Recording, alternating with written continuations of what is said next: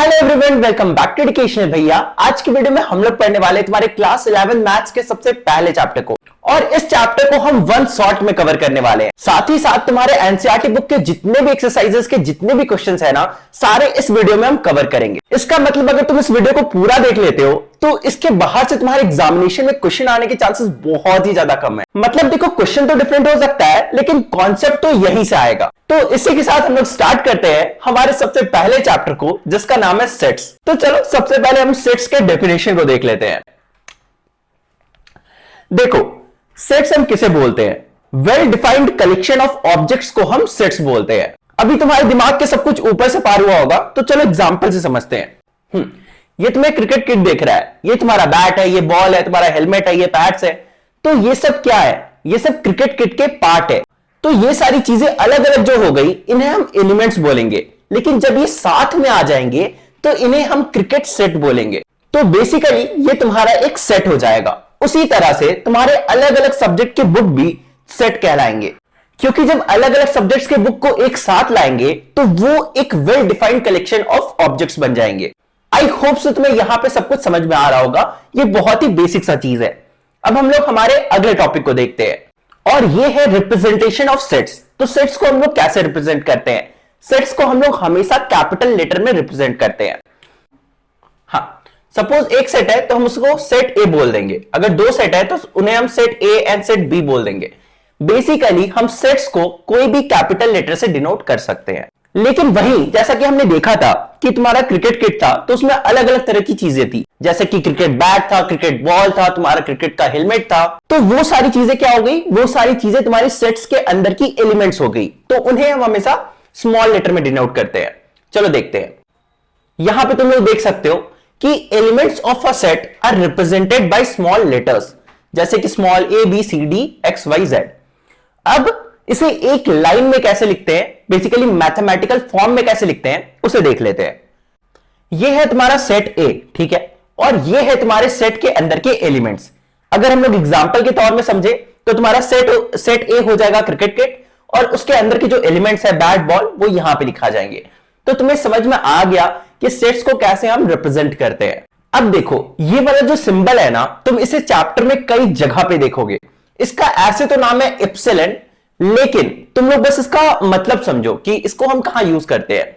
इसे हम यूज करते हैं बिलोंग्स टू बताने के लिए। अब इसका क्या मतलब हुआ, चलो एग्जांपल से समझते हैं। जैसे कि क्रिकेट बैट है, ठीक है, तो अगर हमें बताना है कि cricket bat belongs to cricket kit, तो हम लोग कैसे बताएंगे? बहुत सिंपल है, हम लोग इस सिंबल का यूज कर लेंगे। लेकिन वहीं अगर कोई एलिमेंट उस सेट को बिलोंग नहीं करता है, तब हम लोग क्या बोलेंगे? मतलब कि समझो, एग्जांपल से समझते हैं। सपोज जो फुटबॉल है वो तो क्रिकेट किट का पार्ट नहीं है। तो अगर कोई एलिमेंट दिया गया है फुटबॉल और हमें बताना है कि वो क्रिकेट किट का पार्ट नहीं है, तो कैसे बताएंगे? कुछ नहीं करना है, तुम्हें बस लिखना है football does not belongs to cricket kit. इसे हम लोग बोलते हैं डज नॉट बिलोंग्स टू। कुछ नहीं करना है, एप्सिलॉन नॉट में बस एक ऐसे मार देना है, वो डज नॉट बिलोंग्स टू बन जाएगा। ठीक है, आई होप सो तुम्हें समझ में आ गया होगा। अब हम लोग अगले टॉपिक को पढ़ते हैं। अब हम लोग कुछ अल्फाबेट्स को देख लेते हैं जो सेट्स को रिप्रेजेंट करते हैं। बहुत बेसिक है, तुमने क्लास 10th में भी कुछ कुछ चीजों के बारे में पता होगा, जैसे कि एन से हम लोग नेचुरल नंबर को डिनोट करते हैं। वेट अ सेकंड, हाँ, और नेचुरल नंबर कहां से होता है? नेचुरल नंबर होता है 1 से लेके इंफिनिटी तक। इसके बाद जेड से हम लोग इंटीजर को डिनोट करते हैं, और इंटीजर क्या होता है? -इंफिनिटी से लेके +इंफिनिटी तक। इसके बाद रैशनल नंबर। रैशनल नंबर क्या होता है? कोई भी नंबर जिसे हम पी बाई क्यू फॉर्म में लिख सकते हैं, जहां पे q is not equal to 0, तो वो हो जाता है तुम्हारा रैशनल नंबर, जिसे हम क्यू से डिनोट करते हैं। इसके बाद आता है तुम्हारा रियल नंबर। यहां पे रियल नंबर को हम आर से डिनोट करते हैं। यहां पे ये गलत गिवन है, जितने भी नंबर्स होते हैं वो सारे के सारे रियल नंबर्स के अंदर आते हैं। ये एक्चुअली 0 से लेके इंफिनिटी ये होल नंबर के लिए होता है। आई होप सो तुम्हें समझ में आ गया होगा। अब हम लोग हमारे अगले टॉपिक को देखते हैं। अब हम लोग देखते हैं कि हम लोग सेट्स को कैसे रिप्रेजेंट करते हैं, मतलब कैसे लिखते हैं। देखो, इसका दो वे होता है, दोनों वे को हम लोग समझेंगे। पहले हम लोग डेफिनेशन को पढ़ते हैं, ठीक है। पहला वे जो होता है वो होता है रोस्टर या फिर टैबुलर फॉर्म। तुम्हारे एग्जामिनेशन में रोस्टर फॉर्म लिखा हुआ भी आ सकता है या फिर टैबुलर फॉर्म लिखा हुआ भी आ सकता है। दोनों एक ही चीज होते हैं, कंफ्यूज मत होना। सबसे पहले इसके डेफिनेशन को पढ़ते हैं। इस फॉर्म में क्या होता है ना, तुम्हारे जितने भी एलिमेंट्स होते हैं उन सबको हम लिखते हैं, और जितने भी एलिमेंट्स होते हैं ना उनको हम सेपरेट करते हैं बाय कॉमास। एग्जांपल से समझते हैं, ठीक है। सपोज एन एक नेचुरल नंबर है और हमें लिखना है 1 से लेके 10 तक नेचुरल नंबर को। तो अब हम लोग 1 से लेके 10 तक जितने भी एलिमेंट्स है सबको कैसे लिखेंगे, ऐसे 1, 2, 3, 4, 5, ऐसे हम लोग 10 तक लिखेंगे। तो ये वाला जो तुम्हारा फॉर्म हो गया ना, ये हो गया तुम्हारा रोस्टर फॉर्म या फिर टैबुलर फॉर्म। और जैसा कि यहां पे गिवन था कि जो तुम्हारे एलिमेंट्स होते हैं वो कॉमास के द्वारा सेपरेटेड होते हैं, तो यहां पे जितने भी एलिमेंट्स है हमने दिखा दिया कॉमास के द्वारा सेपरेट करके। और क्योंकि ये रोस्टर और टेबुलर फॉर्म है तो इसमें हम सारे के सारे एलिमेंट्स को लिखेंगे 1, 2, 3, 4, 5, 6, 7, 8, 9, 10। हमें क्या लिखना था, सारे नेचुरल नंबर 1 से लेकर 10 तक हमने लिख दिया। तो इस तरह से हम रोस्टर और टेबुलर फॉर्म में सेट्स को रिप्रेजेंट करते हैं या फिर लिखते हैं। अब जो हमारा दूसरा मेथड है वो होता है सेट बिल्डर फॉर्म। इसमें चीजें थोड़ी डिफरेंट हो जाती है, चीजें थोड़ी अलग हो जाती है। देखो समझो, इसमें हम लोग क्या करते हैं, एलिमेंट्स के बीच में जो कॉमन प्रॉपर्टी है ना, उसे पहले हम लोग पकड़ते हैं कि एलिमेंट्स के बीच में कॉमन प्रॉपर्टी क्या है, और फिर उसे पकड़ के यहां पे लिख देते हैं। जैसे पिछले वाला एग्जांपल ही लेते हैं। हमने एग्जांपल क्या लिया था, एन नेचुरल नंबर है और हमें 1 से लेकर 10 तक लिखना था, ठीक है। तो हमने टेबुलर फॉर्म में क्या किया था, 1, 2, 3, 4 ऐसे करके 10 तक लिखा था, ठीक है। लेकिन वही सेट बिल्डर फॉर्म में ऐसा नहीं होगा। हम लोग क्या करेंगे, ऐसे जो तुम्हारा सेट है वो तो वैसे ही रहेगा, और इस ब्रैकेट के अंदर हम लोग लिखेंगे x, and x is natural number from 1 to 10, 1 to 10। तो ये जो तुम्हारा फॉर्म हो गया, ये हो गया तुम्हारा सेट बिल्डर फॉर्म। हमने एक कॉमन प्रॉपर्टी को पकड़ा कि 1 से 10 तक क्या है, तुम्हारा नेचुरल नंबर है, और उस कॉमन प्रॉपर्टी को हमने x मान लिया और फिर इस फॉर्म में लिख दिया कि तुम्हारा x is a natural number है जो कि 1 से लेके 10 तक है। अब देखो यहां पे हमें नेचुरल नंबर को 10 तक ही लिखना था, लेकिन अगर तुम्हें 200 तक लिखने आ जाता, 2000 तक लिखने आ जाता, या 2 लाख तक लिखने आ जाता, तो तुम लोग क्या करते, एक एक करके सारे एलिमेंट्स को लिखना तो पॉसिबल नहीं है ना। तो उस केस में हम लोग सेट बिल्डर फॉर्म का यूज करते हैं। वैसे तुम्हारे एक्सरसाइज क्वेश्चंस में दोनों फॉर्म का यूज आएगा, तुम्हारे एग्जामिनेशन में क्वेश्चंस भी दोनों फॉर्म से आ सकते हैं, तो तुम्हें दोनों फॉर्म को अच्छे से समझना जरूरी है। चलो अब आगे बढ़ते हैं। आगे अब हम लोग तुम्हारे एक्सरसाइज 1.1 को पूरा सॉल्व करेंगे। ध्यान से देखते जाओ, समझते जाओ कि सारे क्वेश्चंस कैसे सॉल्व होते हैं। तुम्हारा सबसे पहला क्वेश्चन है, which of the following are sets, justify your answer. बहुत ही बेसिक सा क्वेश्चन, तुम्हें बताना है कि इनमें से कौन कौन से सेट्स है। तो सबसे पहले हम लोग सेट्स के डेफिनेशन में जाते हैं। सेट्स का डेफिनेशन क्या था, collection of well defined data is called sets. तो इसी डेफिनेशन के अकॉर्डिंग हम लोग समझेंगे कि इनमें से कौन कौन से सेट्स है। सबसे पहला पढ़ते हैं, the collection of all the months of a year beginning with the letter J. तो जे से साल में कौन कौन से मंथ्स आते हैं, जून आता है, जुलाई आता है, हाँ, जनवरी आता है। तो ये वेल डिफाइंड डाटा है हमारे पास, ठीक है, कि जून आएगा, जुलाई आएगा, जनवरी आएगा, इसके अलावा और कुछ तो नहीं आएगा। ऐसा है क्या जो तुम्हें पता है? नहीं है, ये बस 3 ही मंथ्स होते हैं। तो ये हो गया तुम्हारा collection of well defined data. तो हाँ, पहला वाला जो है वो तुम्हारा सेट्स हो जाएगा। फिर दूसरा है the collection of 10 most talented writers of India. अब क्या ये सेट होगा? नहीं, ये सेट नहीं होगा, क्योंकि तुम्हारे लिए टॉप 10 राइटर्स कोई और हो सकते हैं, मेरे लिए टॉप 10 राइटर्स कोई और हो सकता है। टॉप 10 राइटर्स का ऐसा कोई परमानेंट लिस्ट नहीं बना हुआ है, तो इसलिए ये जो तुम्हारा सेकंड नंबर है ये तुम्हारा सेट नहीं होगा। अब ये तो वही बात हो गई, अगर यहां पे लिखा होता the collection of 10 most talented actors, तो तुम्हारे लिए कोई और फेवरेट एक्टर है, मेरे लिए कोई और फेवरेट एक्टर है, तो उस केस में सेट नहीं बनेगा। सेट उसी केस में बनता है जो कि वेल डिफाइंड हो, जिसका हमारे पास प्रॉपर डाटा हो। अब हम लोग हमारे थर्ड स्टेटमेंट को देख लेते हैं, a team of 11 best cricket batsman of the world. इसमें भी वही चीज है, तुम्हारे लिए 10 बेस्ट बैट्समैन कोई और होंगे, मेरे लिए कोई और होगा, तो ये भी सेट नहीं होगा। फिर अगला आता है the collection of all boys in your class. तो क्या ये सेट होगा? थोड़ा दिमाग लगाओ। तो देखो हाँ, ये सेट होगा, क्योंकि तुम्हें पता है कि तुम्हारे क्लास के अंदर कितने लड़के हैं एंड उनका नाम क्या है।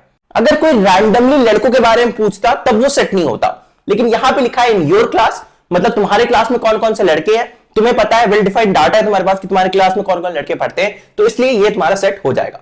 अब फिफ्थ स्टेटमेंट को देखते हैं, the collection of all natural number less then 100। हाँ, इसके बाद हमारे पास इसका भी डाटा है, 100 से कम जितने भी नेचुरल नंबर्स हमें पता है, 1 2 3 4 5 6 7 8 9 10 100 तक, ठीक है, तो ये सारे नेचुरल नंबर्स हैं, तो ये भी तुम्हारा सेट हो जाएगा। अब हमारे सिक्स स्टेटमेंट को देखते हैं, a collection of novels written by writer Munshi Premchand. देखो, अगर सिर्फ कलेक्शन ऑफ नॉवेल्स की बात करता तो ये सेट नहीं होता, लेकिन ये बात कर रहा है मुंशी प्रेमचंद जी के द्वारा लिखे गए सारे नॉवेल्स के बारे में, तो ये सेट हो जाएगा क्योंकि उन्होंने लिमिटेड नॉवेल्स को लिखा है और उन सारे नॉवेल्स के बारे में हमें आइडिया है। हम इजिली गूगल सर्च कर सकते हैं और पता लगा सकते हैं कि उन्होंने क्या क्या नॉवेल्स को लिखा है, तो हमारे पास वेल डिफाइंड डाटा है, तो इसलिए ये तुम्हारा सेट हो जाएगा। तो तुम्हें समझ में आ गया कि कैसे पता लगाते हैं कि कौन सा चीज सेट होगा, कौन सा चीज सेट नहीं होगा। ठीक है, अब हम हमारे अगले क्वेश्चन को देख लेते हैं।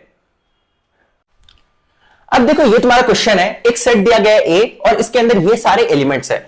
हमें इस सिंबल का यूज करके बताना है कि इनमें से कौन से एलिमेंट ए को बिलोंग करते हैं और कौन से नहीं करते। तो देखो 5 क्या ए को बिलोंग करता है? हाँ करता है। देखो यहां पे रिटर्न है, गिवन है, तो यहां पे बिलोंग्स टू का सिंबल आ जाएगा, मतलब एप्सिलॉन सिग्नल आ जाएगा।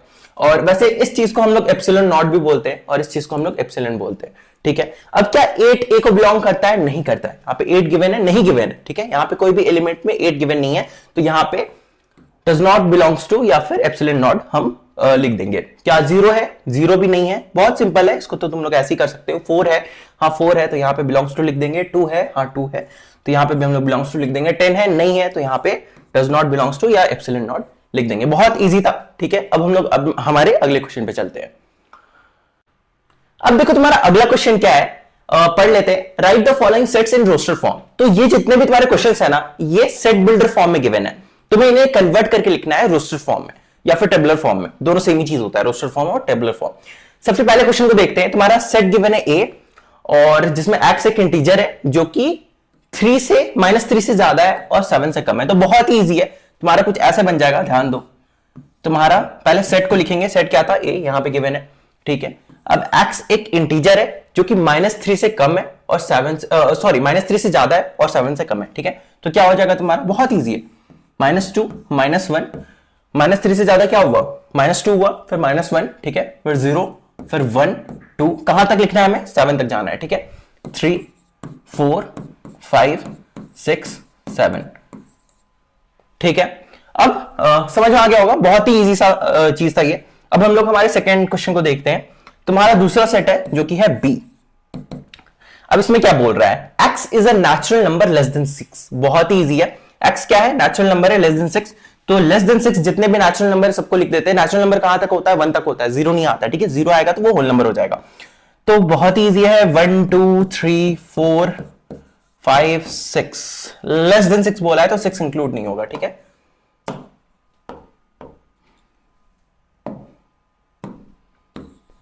अब अगले क्वेश्चन को देखते हैं। फिर तुम्हें एक सेट दे दिया है जो कि है सी। ठीक है, x is 2 digit natural number such that the sum of its digit is 8। मतलब देखो x 2 डिजिट का नेचुरल नंबर है और अगर उन दोनों डिजिट को हम ऐड करते हैं ना तो वो 8 आता है। तो ऐसे कौन कौन से नंबर है? दिमाग लगाओ। सबसे पहले हम लोग क्या लिखेंगे? सेट को लिखेंगे। सेट क्या है तुम्हारा? सी। ठीक है, अब x 2 डिजिट नेचुरल नंबर है जिनको ऐड करने से 8 आ रहा है। तो सबसे पहले क्या हो जाएगा? अगर तुम दिमाग लगाओगे तो सबसे पहले आता है 17। ये कैसे हुआ? 7 + 1 8। ठीक है, दूसरा क्या आ जाएगा? 26। ये कैसे हुआ? 6 + 2 8। ठीक है, फिर तीसरा क्या आ जाए? अब देखो यहाँ पे जगह नहीं है इसलिए मैं नीचे लिख रहा हूं, तुम लोग एग्जाम में नीचे मत लिखना वरना तुम्हारे मार्क्स कट जाएंगे। इसके अलावा आता है तुम्हारा 44, 4 + 4 8, 53 और इस तरह से तुम बहुत सारे सेट्स को लिख सकते हो। ठीक है, अब हमारा अगला क्वेश्चन है तुम्हारा क्वेश्चन नंबर 4, जिसमें तुम्हारा सेट गिवन है जो कि है डी, जिसमें x एक प्राइम नंबर है जो कि डिवाइजर है 60 का। तो सबसे पहले हमें ध्यान में रखना है कि x एक प्राइम नंबर है जो कि 60 को डिवाइड करता है। तो ऐसे ज्यादा नंबर नहीं है। अगर हम पहले सेट को लिखेंगे d, सबसे पहला नंबर कौन सा प्राइम नंबर होगा जो 60 को डिवाइड करेगा? हम लोग देखो ऐसा भी तुम निकाल सकते हो, ये तो बहुत बेसिक सा तुम्हारा तरीका है।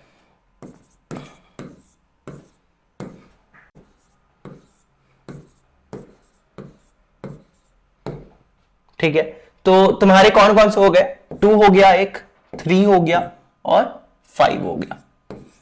तो ये 3 प्राइम नंबर है जो 60 के डिवाइजर है। ठीक है, बहुत ही इजी था। इसके बाद हम हमारे अगले क्वेश्चन को देखते हैं। तुम्हारा question number E, the set of all letters in the word trigonometry. ये क्वेश्चन बहुत ही ज्यादा सिंपल है। ये जो तुम्हारा वर्ड है ना ट्रिग्नोमेट्री, इसके अंदर जितने भी लेटर्स हैं हमें सारे लेटर्स को लिखना है, लेकिन ध्यान रखना एक भी लेटर रिपीट नहीं होना चाहिए।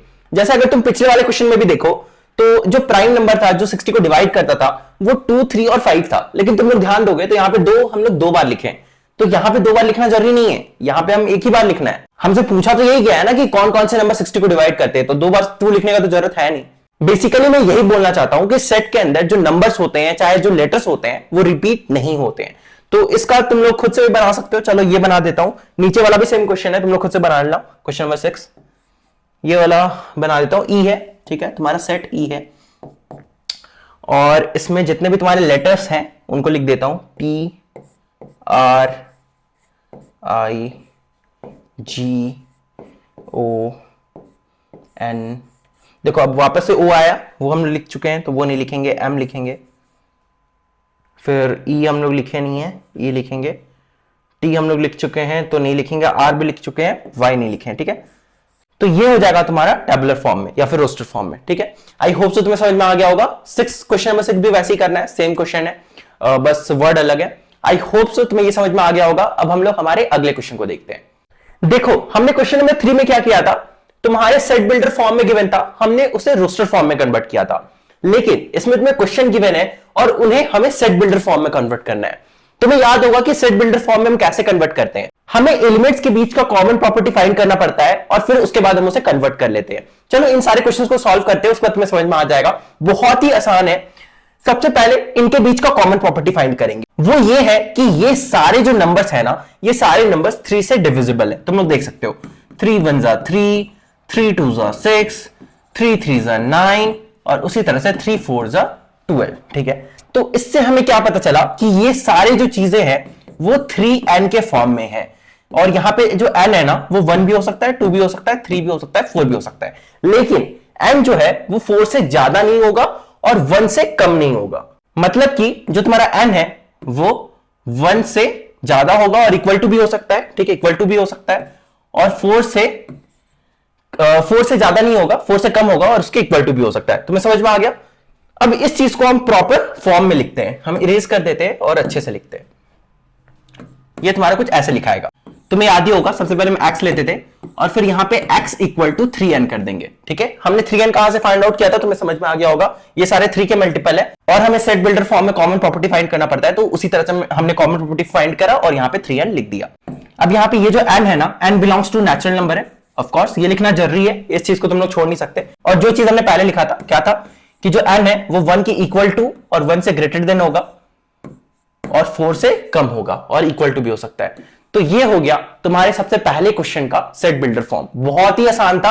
एक और क्वेश्चन करते हैं, उसके बाद तुम्हें समझ में आ जाएगा।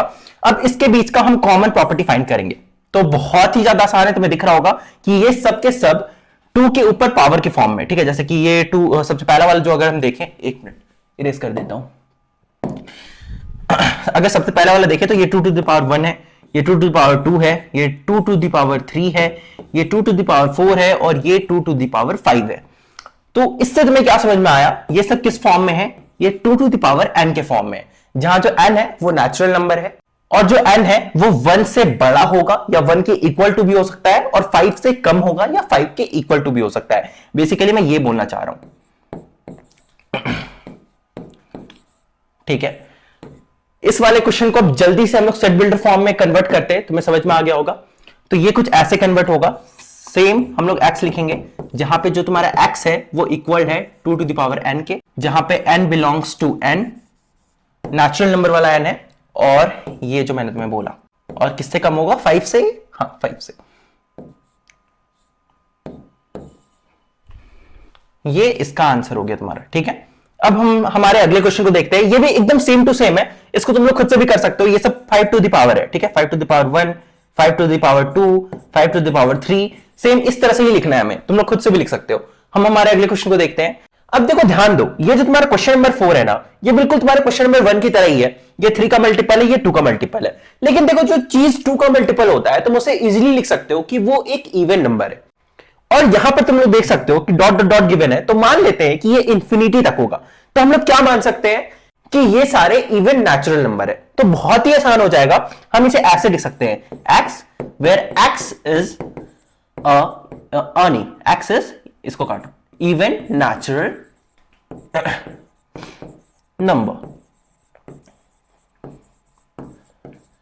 बहुत ही सिंपल था, इसमें कुछ भी नहीं करना है। फिर लास्ट वाले क्वेश्चन में हम कॉमन प्रॉपर्टी को फाइंड करते हैं। पहला तुम्हारा 1 गिवन है, फिर दूसरा 4, फिर तीसरा 9 और इस तरह से 100 तक गिवन है। बहुत ही ज्यादा सिंपल है। अगर तुम देखोगे तो ये सारे स्क्वायर्स हैं, ठीक है। ये 1 का स्क्वायर है, ये 2 का स्क्वायर है, ये 3 का स्क्वायर है और इस तरह से 10 तक का स्क्वायर गिवन है। तो इसलिए हम इन सबको लिख सकते हैं n का स्क्वायर। और यहां पे जो तुम्हारा n है ना, वो 1 से लेकर 10 तक हो सकता है। तो चलो जल्दी से हम लोग इसको सेट बिल्डर फॉर्म में लिख लेते हैं। तो कैसे लिखना है, हमें एक ब्रैकेट बनाना है, x देना है, where x equals to n square. n square कहां से आया तुम्हें पता चल गया, where n belongs to natural number और ये क्या होगा, 1 के इक्वल टू होगा और 1 से ज्यादा होगा और 10 से कम होगा। तो इस तरह से तुम इस टाइप के क्वेश्चंस को सॉल्व कर सकते हो। अब हम लोग हमारे अगले क्वेश्चन की तरफ बढ़ते हैं। अब देखो ये तुम्हारा क्वेश्चन नंबर 5 है, ठीक है। इसमें जितने भी तुम्हारे क्वेश्चंस गिवन है, जितने भी स्टेटमेंट गिवन है, ये सारे सेट बिल्डर फॉर्म में है और इनमें से तुम्हें एलिमेंट्स फाइंड करना है। तुम्हें रोस्टर फॉर्म में कन्वर्ट नहीं करना है, इनमें तुम्हें एलिमेंट्स को फाइंड करना है जो हिडन है। अब तुम लोग एलिमेंट्स कैसे फाइंड करोगे, चलो सबसे पहले स्टेटमेंट को देखते हैं। तुम्हारा सबसे पहले सेट दिया गया है जो कि ए है, ठीक है, जिसमें x is an odd natural number. Odd natural number है, ठीक है। अब ऑड नेचुरल नंबर तो इंफिनिटी तक हो सकता है, तो हम लोग स्टार्टिंग से लिखेंगे एलिमेंट्स को। एक तुम्हारा 1 हो गया ऑड नेचुरल नंबर, 3 हो गया ऑड नेचुरल नंबर, 5 हो गया ऑड नेचुरल नंबर, 7 हो गया ऑड नेचुरल नंबर। तुम लोग 5 तक लिख सकते हो, ठीक है। 9 हो गया तुम्हारा ऑड नेचुरल नंबर। उसके बाद तुम लोग डॉट डॉट डॉट डॉट देके ऐसे क्लोज कर सकते हो। इसका मतलब इंफिनिटी तक जा रहा है, ठीक है। तो ये तुम्हारा हो गया क्वेश्चन नंबर 5 का फर्स्ट का आंसर। अब हम लोग क्वेश्चन नंबर 2 देखते हैं, ठीक है। इसमें क्या गिवन है, x इज एन इंटीजर -1/2, यहां पे लेस देन और इक्वल टू का साइन होगा, okay. Less than and equal to का साइन होगा, यहां पे गलत गिवन है। जहां पे x जो है ना, वो -1/2 से या तो ज्यादा है या तो इक्वल टू है और 9/2 से कम है। तो सबसे पहले हम लोग को इसका वैल्यू फाइंड करना पड़ेगा। तो चलो सिंप्लीफाई कर देते हैं। इसका क्या वैल्यू हो जाएगा, -1/2 का तुम्हारा हो जाएगा -0.5। ये कैसे निकला, तुम लोग खुद ऐसे कर सकते हो। -1/2 इसको अगर तुम डिवाइड करोगे तो 0.5 आएगा, -0.5, ठीक है। यहां से निकला, वेट। उसी तरह से अगर तुम लोग इसका सॉल्यूशन निकालोगे तो वो आएगा 4.5। मतलब x जो नंबर है ना, वो -0.5 से लेके 4.5 तक के बीच में है। तो फिर इसका आंसर क्या हो जाएगा, यहां पे लिख लेते हैं, ठीक है। इसका आंसर हो जाएगा तुम्हारा 0। -0.5 से बड़ा नंबर कौन सा है, 0, ठीक है। 1 2 3 4 बस, ठीक है। तो ये हो गया तुम्हारे क्वेश्चन नंबर 2 का आंसर। अब हम लोग क्वेश्चन नंबर 3 देख लेते हैं।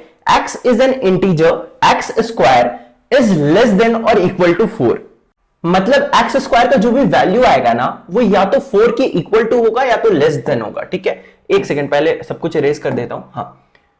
हाँ, तो देखो यहां पे जो x स्क्वायर का वैल्यू होगा ना, वो या तो 4 होगा या तो 4 से कम होगा। तो सबसे छोटा वैल्यू क्या हो सकता है x स्क्वायर का, x स्क्वायर का जो सबसे छोटा वैल्यू हो सकता है वो हो सकता है -2।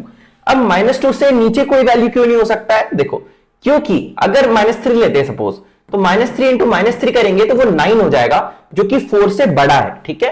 4 से बड़ा है, इसलिए सबसे जो छोटा नंबर होगा x स्क्वायर का वो -2 होगा और जो सबसे बड़ा नंबर होगा वो क्या होगा, वो 2 होगा, ठीक है। 2 2 4, बहुत सिंपल सा है। तो इसका क्या क्या एलिमेंट्स हो जाएगा, इनके एलिमेंट्स को लिखते हैं। तो ये हो गया तुम्हारा -2 -1 0 1 और 2, इतने एलिमेंट्स होंगे, राइट।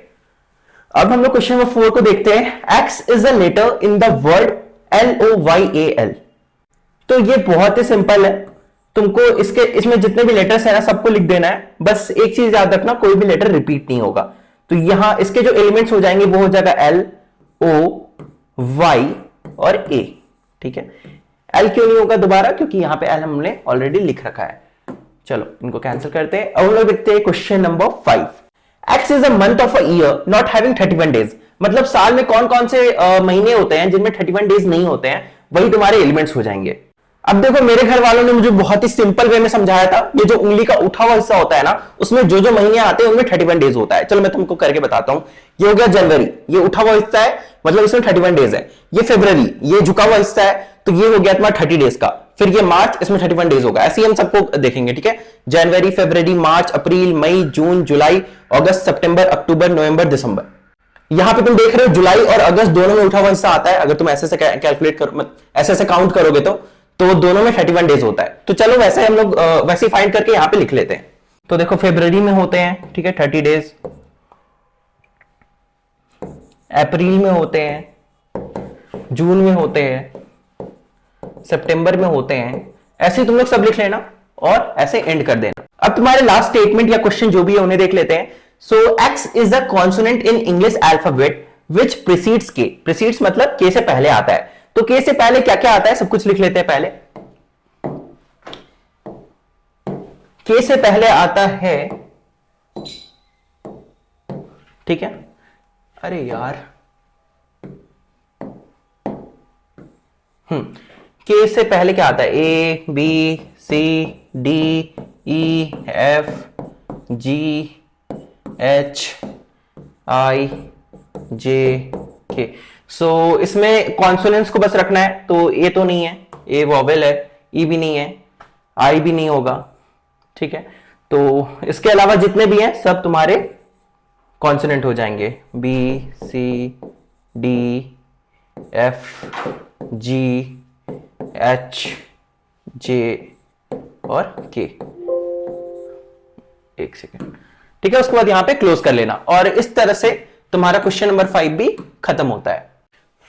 तो हेलो बच्चों, मेरा नाम है सुधांशु और यहां से इस चैप्टर को मैं कंटिन्यू करूंगा और अब मैं आगे के टॉपिक्स तुम लोगों को पढ़ाऊंगा। तो अगला टॉपिक जो हमें पढ़ना है वो है टाइप्स ऑफ सेट। और टाइप्स ऑफ सेट में जो सबसे पहला सेट का टाइप है वो है एम्प्टी सेट।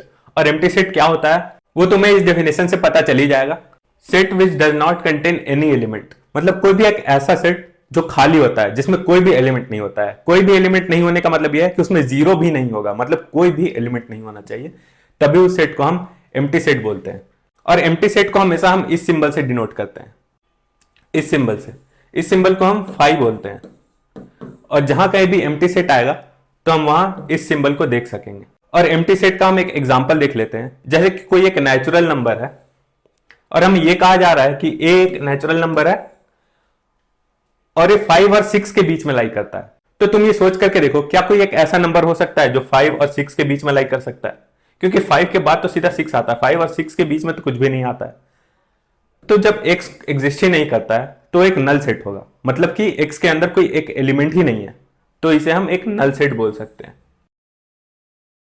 तो सेट का जो अगला टाइप है वो है फाइनाइट या फिर इनफाइनाइट सेट। ये भी बहुत ही सिंपल सा चीज है, तुम्हें नाम से ही पता चल रहा होगा, फाइनाइट और इनफाइनाइट। तो फाइनाइट सेट वैसे सेट्स होते हैं जिनके अंदर फाइनाइट नंबर ऑफ एलिमेंट्स होते हैं, यानी कि इतने नंबर ऑफ एलिमेंट्स जिन्हें तुम काउंट कर पाओ, काउंटेबल नंबर ऑफ एलिमेंट्स हो उसके अंदर, तो उसे हम फाइनाइट सेट बोलेंगे।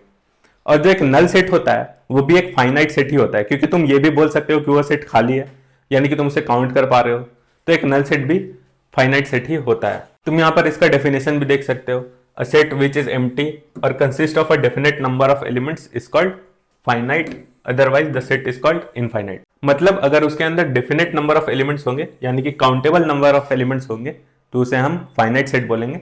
अगर इनफाइनाइट नंबर ऑफ एलिमेंट्स होंगे तो उसे हम इनफाइनाइट सेट बोलेंगे। बहुत ही सिंपल सा चीज। इसके एग्जांपल देख सकते हो तुम, ऑल नेचुरल नंबर्स, तुम सारे नेचुरल नंबर्स को तो काउंट नहीं कर सकते हो, नेचुरल नंबर्स अनलिमिटेड है, इंफिनिटी तक है, तो जितने भी नेचुरल नंबर्स होंगे वो एक इनफाइनाइट सेट है। वहीं अगर तुम्हें बोल दिया जाए नेचुरल नंबर्स फ्रॉम 1 to 5, तो तुम काउंट कर सकते हो बहुत ही इजीली, 1 से 5 तक, 1 2 3 4 5। तो ये जो है ये एक फाइनाइट सेट है। तो अब सेट का जो अगला टाइप हमें पढ़ना है वो है इक्वल सेट।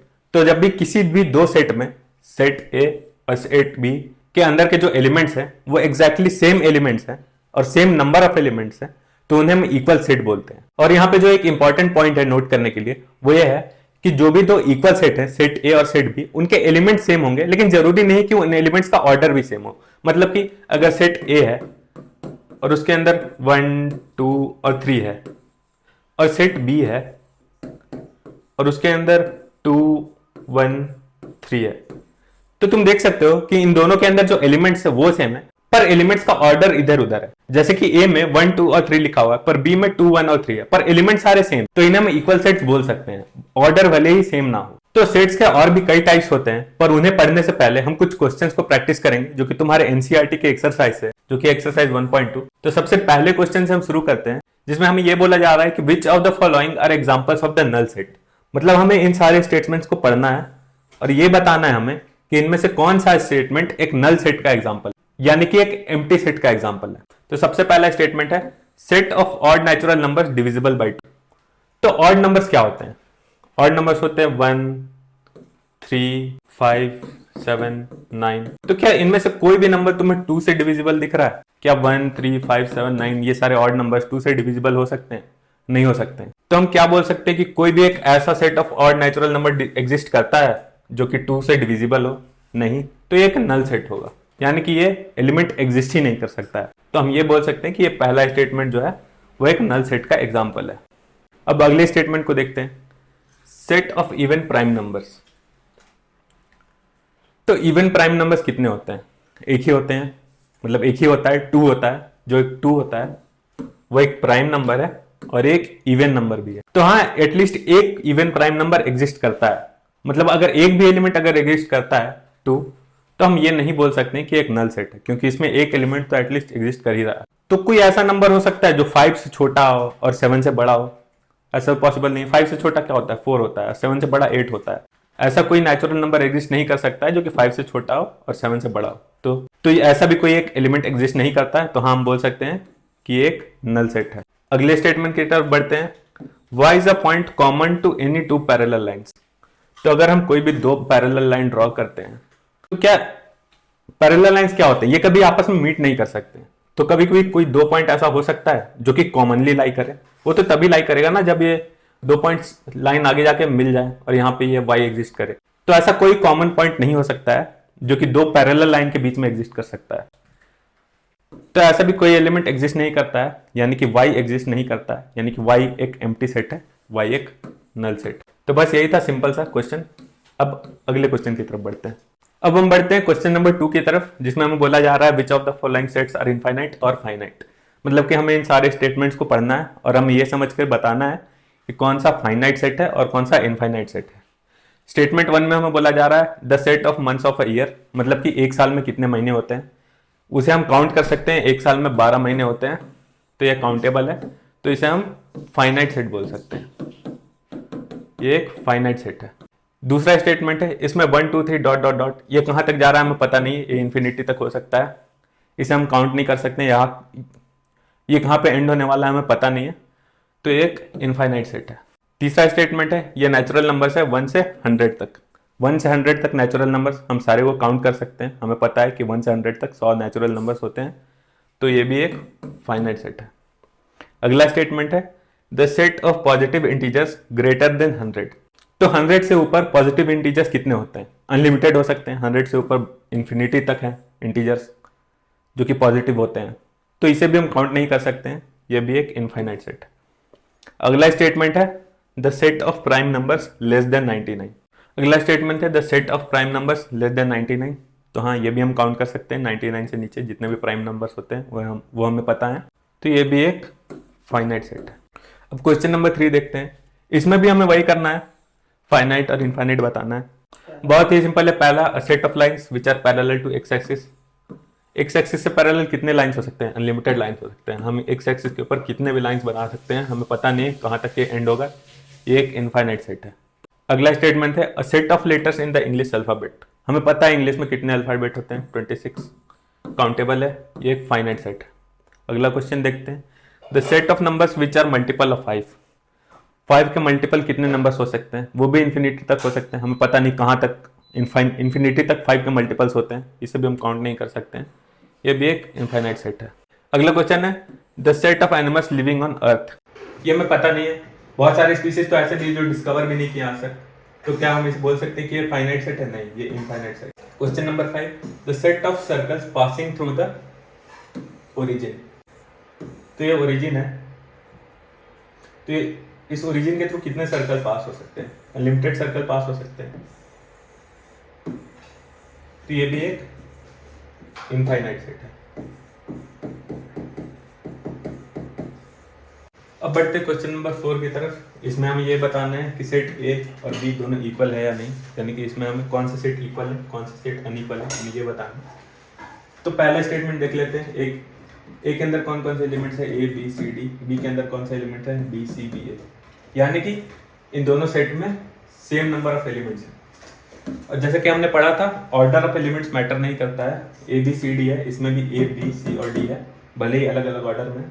तो ये ए और बी ये इक्वल सेट्स हैं। अगला सेट देखते हैं, इसमें कौन कौन से एलिमेंट्स हैं।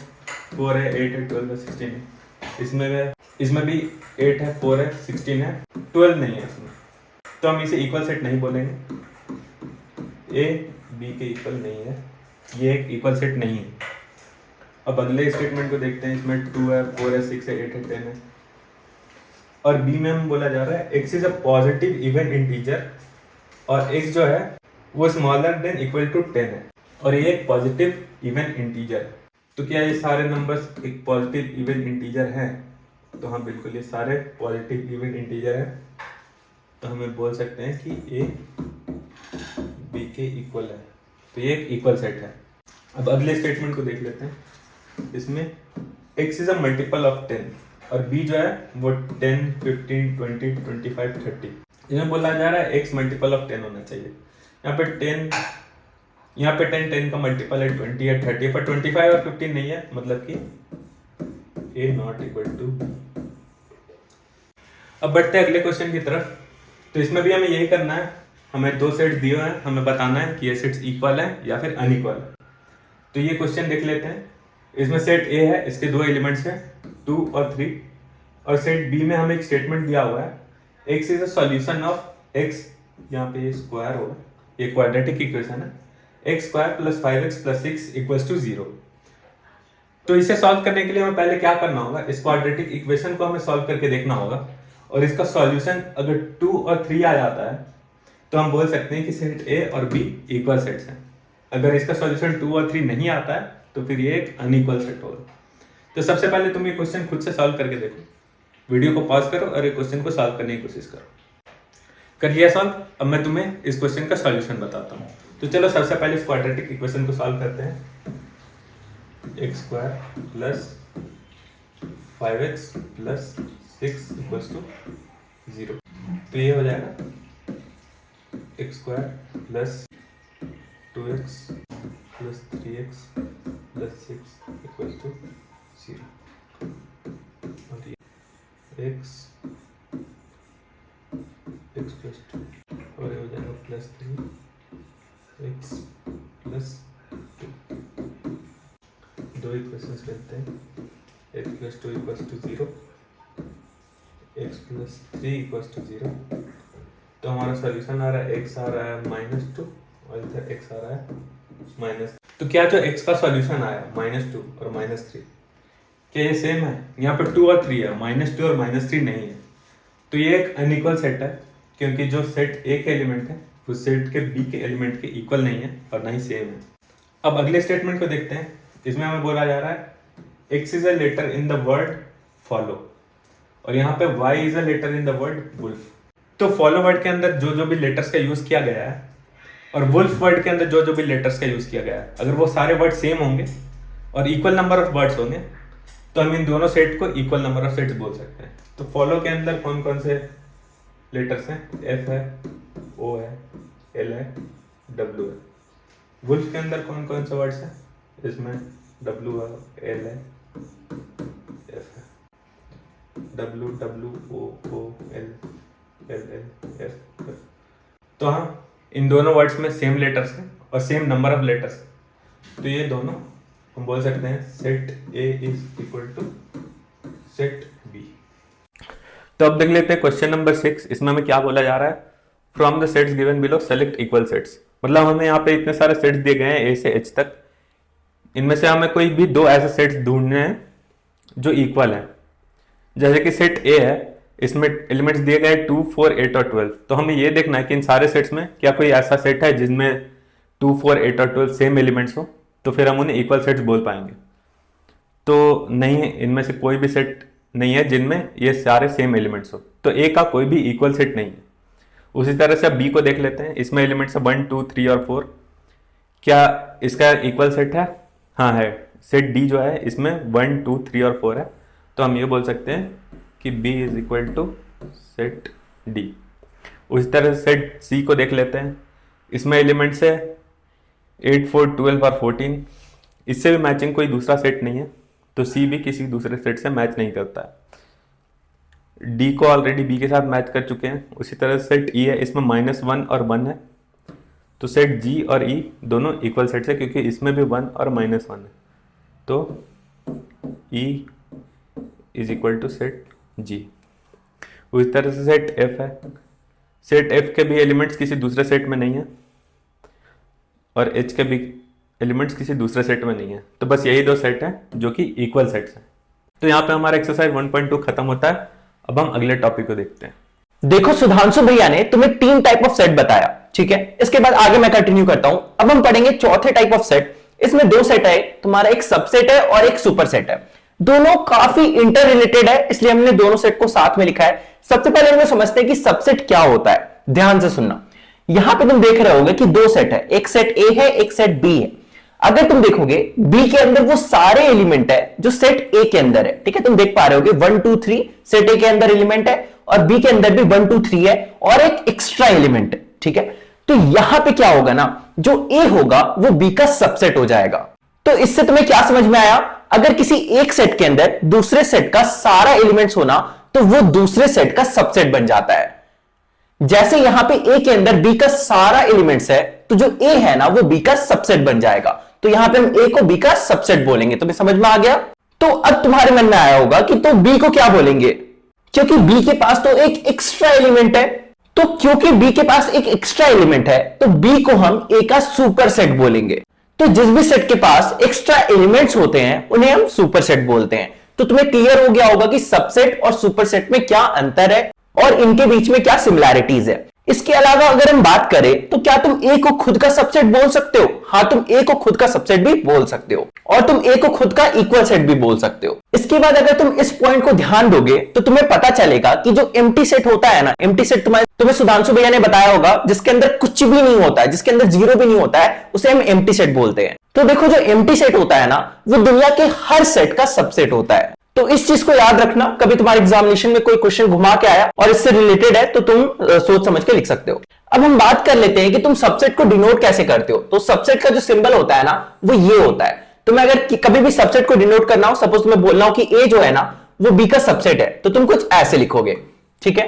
क्लियर हो गया होगा, ये वाला टॉपिक खत्म हो गया। अब हम अगले टॉपिक पे पढ़ते हैं। फिर जो तुम्हारा 5वां टाइप ऑफ सेट है ना वो है सिंगलटन सेट। इसके अंदर क्या होता है, इसके अंदर बस एक ही एलिमेंट होता है। जिस भी सेट के अंदर बस एक ही एलिमेंट होगा वो तुम्हारा सिंगलटन सेट हो जाएगा। चाहे कुछ भी हो, चाहे यहां पे कोई भी एलिमेंट हो, बस एक एलिमेंट होना चाहिए, तो वो तुम्हारा सिंगलटन सेट हो जाएगा, ठीक है। आई होप सो तुम्हें क्लियर होगा। इसके बाद जो तुम्हारा अगला टाइप ऑफ सेट होता है ना वो होता है पावर सेट। तो देखते हैं पावर सेट क्या होता है, अच्छे से समझते हैं। तो देखो, एक बड़ा सा सेट होता है और उसके बहुत सारे सबसेट होते हैं। तो जब उन सबसेट्स को हम एक साथ लिखते हैं तो उसे हम पावर सेट बोलते हैं। आई नो अभी बहुत सारे लोगों को समझ में नहीं आया होगा, हम एक एग्जांपल से समझते हैं। सपोज एक सेट है, सेट ए, ठीक है। एक सेकेंड, बार बार पेन हट जाता है। सपोज एक सेट है, सेट ए, इनके अंदर 3 एलिमेंट है, 1 2 और 3, ठीक है। फिर इसके सबसेट्स को लिखते हैं, ठीक है। दूसरा सेट है जिसके अंदर एलिमेंट्स है 1 और 2। फिर एक है सी तुम्हारा सेट जिसके अंदर एलिमेंट्स है 2 और 3। और एक सेट है डी जिसके अंदर तुम्हारा एलिमेंट है 1 और 3। तो ये तीनों सेट को जब हम सेट बी, सेट सी और सेट डी को एक साथ लिखेंगे तो वो तुम्हारा हो जाएगा पावर सेट। तो यही तुम्हारा पावर सेट हो गया। अब हम अपने अगले टॉपिक में पढ़ते हैं। अब देखो, हम लोग यूनिवर्सल सेट को समझते हैं। ये बहुत ही इजी होता है और तुम्हें नाम से ही पता चल रहा होगा। एक सेट जिसके अंदर सारे एलिमेंट्स हो तुम्हारे क्वेश्चन के, उन्हें हम यूनिवर्सल सेट बोलते हैं। अगर एग्जांपल से समझना हो तो अभी के लिए एक छोटा सा एग्जांपल लेते हैं। जैसे कि एक सेट है जिसमें 1 2 3 है। दूसरा सेट है जिसमें 4 5 6 है। और कोई एक सेट है, मान लेते हैं सी है, जिसके अंदर तुम्हारा सेट है 7 8 और 9। और जब अगर हमको इनका यूनिवर्सल सेट बनाना हो तो हम एक सेट लेंगे, सेट डी, जिनमें हम सारे एलिमेंट्स को लिख लेंगे 1 2 3 4 5 6 7 8 9। तो ये जो तुम्हारा सेट डी हो जाएगा ना, ये यूनिवर्सल सेट हो जाएगा क्योंकि इसके अंदर इन तीनों सेट के सारे एलिमेंट्स है। आई होप से तुम्हें क्लियर होगा। और यहां पे तुम्हारा जो टाइप्स ऑफ सेट्स होता है ना वो खत्म होता है। वैसे हाँ, एक और चीज, यूनिवर्सल सेट को हम हमेशा यू से डिनोट करते हैं। मतलब तुम अगर यहां पे इसको इरेज कर दे डी को, तो यहां पे तुम इसे यू भी लिख सकते हो, ठीक है। तो ये जो तुम्हारा यू हो जाएगा ना, ये तुम्हारा यूनिवर्सल सेट हो जाएगा। आई होप सो क्लियर होगा। अब हम बढ़ते हैं हमारे अगले टॉपिक पे। हमारा अगला टॉपिक है open interval and close interval. देखो अभी के लिए जो मैं तुम्हें समझा रहा हूं ना, वो समझ जाओ, फिर हम जब क्वेश्चंस करेंगे तब तुम्हें समझ में आएगा कि इसका मतलब एक्चुअली में क्या है। तो देखो ओपन इंटरवल क्या होता है, हम उसे कुछ ऐसे डिनोट करते हैं, उसमें छोटा ब्रैकेट यूज होता है, और क्लोज इंटरवल में बड़ा ब्रैकेट यूज होता है। तो जब भी छोटे ब्रैकेट के अंदर एलिमेंट्स गिवन हो, तो बस इतना समझ जाना कि जो एंड पॉइंट में एलिमेंट्स गिवन होंगे ना, उन्हें हम नहीं लेंगे। और इनमें एलिमेंट्स गिवन है 1 2 3 4, तो इनमें बस हम 2 और 3 को लेंगे, ठीक है। इनमें बस क्या लेंगे, 2 और 3 को लेंगे। और वही अगर क्लोज इंटरवल का बात करें, और इनमें अगर 4 एलिमेंट गिवन है 1 2 3 4, तो इनमें हम चारों के चारों एलिमेंट्स को लेंगे 1 2 3 4। तो हमने कॉन्सेप्ट को अच्छे से समझ लिया। अब हम लोग जल्दी से हमारे एक्सरसाइज की तरफ बढ़ते हैं। हम लोग अब सॉल्व करने वाले एक्सरसाइज 1.3। हम लोग ज्यादा से ज्यादा क्वेश्चन सॉल्व करने की कोशिश करेंगे, ओके। तो इनमें तुम्हें क्या करना है, इनमें तुम्हें फाइंड करना है कि कौन सा सेट दूसरे सेट का सबसेट है, या फिर कौन सा सेट दूसरे सेट का सबसेट नहीं है। तुम्हें क्या सिंबल डालना है, ये दोनों सिंबल्स का यूज करना है। ये सिंबल हो गया नॉट अ सबसेट के लिए, ये किसके लिए हो गया, नॉट अ सबसेट के लिए, ठीक है। और ये हो गया सबसेट के लिए। तो सबसे पहले क्वेश्चन को देखते हैं, क्या ये जो सेट है ना, ये इसका सबसेट है। चलो देख लेते हैं। अगर ये सारे एलिमेंट्स इसके अंदर होंगे, मतलब ये वाला जो सेट है वो इसका सबसेट होगा। तो क्या 2 3 4 इसके अंदर है, हाँ 2 3 4 इसके अंदर भी है, मतलब ये वाला जो सेट है ना, ये वो इसका सबसेट है, ठीक है। बहुत आसान था।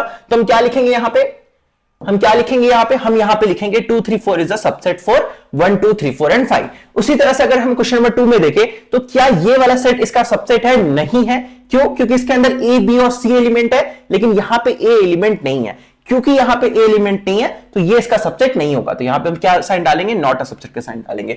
इसी तरह से तुम्हें सारे क्वेश्चंस को करना है। आई होप सो तुम लोग कर लोगे। वैसे क्वेश्चन नंबर 3 भी देख लेते हैं। तो देखो क्वेश्चन नंबर 3 में क्या पूछ रहा है, X is student of class 11th of your school. मतलब X एक स्टूडेंट है जो क्लास 11th में पढ़ता है, ठीक है, तुम्हारे स्कूल में। और दूसरा दिया हुआ है, दूसरा जो तुम्हारा सेट है उसमें गिवन है X student of your school, मतलब X कोई भी स्टूडेंट है तुम्हारे स्कूल का।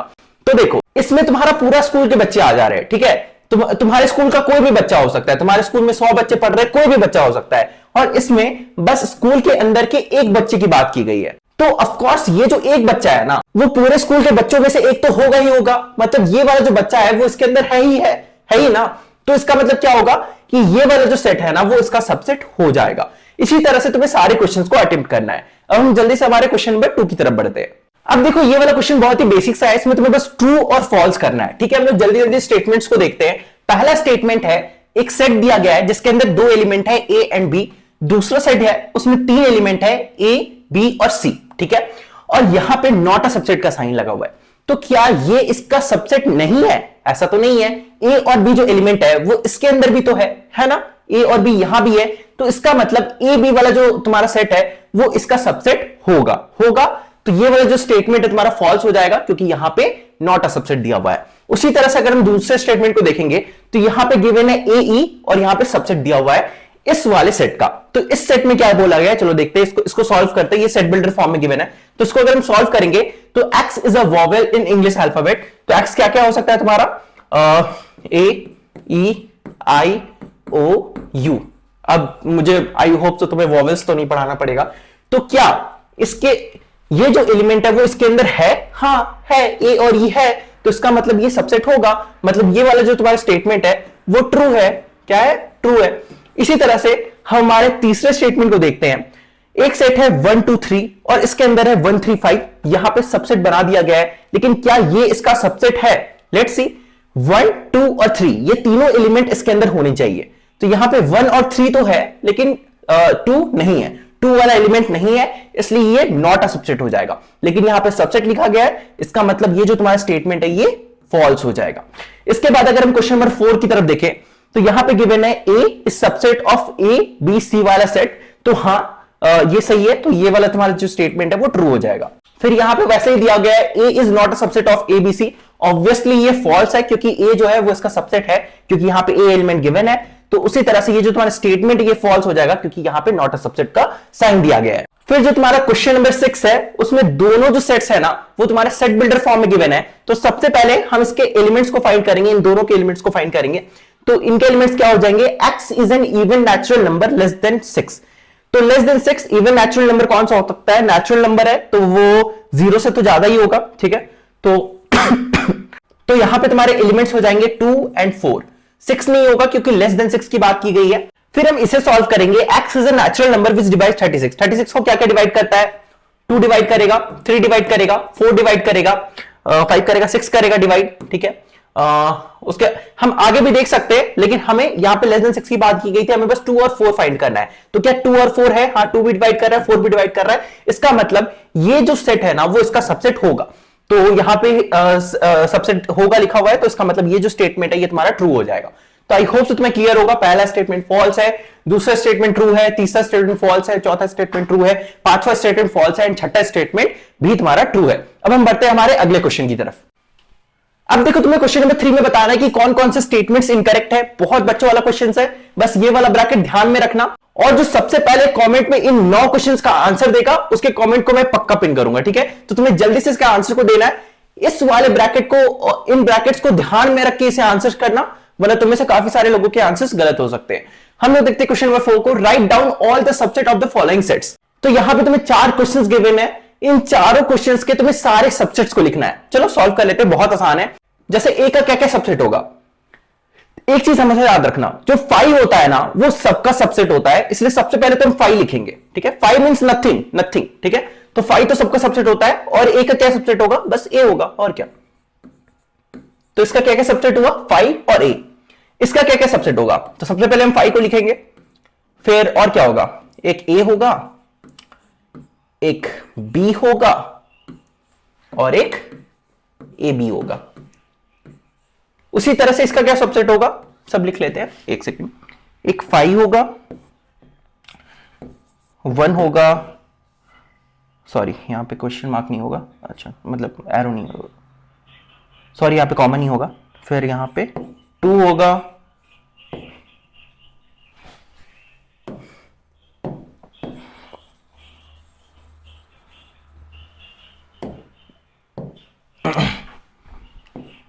वन होगा, 2 होगा, 3 होगा,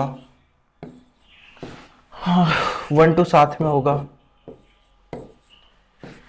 1 और 3 साथ में होगा, 2 और 3 साथ, एक सेकेंड यार, 2 और 3 साथ में होगा, और एट द लास्ट 1 2 और 3 लास्ट में होगा। इसके अलावा और कोई सबसेट होगा क्या, नहीं होगा, ठीक है। अब लास्ट वाले क्वेश्चन का सबसेट क्या होगा, 5 का सबसेट क्या होगा, 5 का तो बस एक ही सबसेट होगा, वो क्या होगा, 5 इटसेल्फ होगा, ठीक है। आई होप सो तुम्हें समझ में आ गया होगा कि किसी भी सेट का सबसेट कैसे लिखते हैं। अगर कोई बड़ा क्वेश्चन आता है तो उसका भी तुम सबसेट इजीली लिख दोगे, ठीक है। अब हम हमारे अगले क्वेश्चन की तरफ बढ़ते हैं।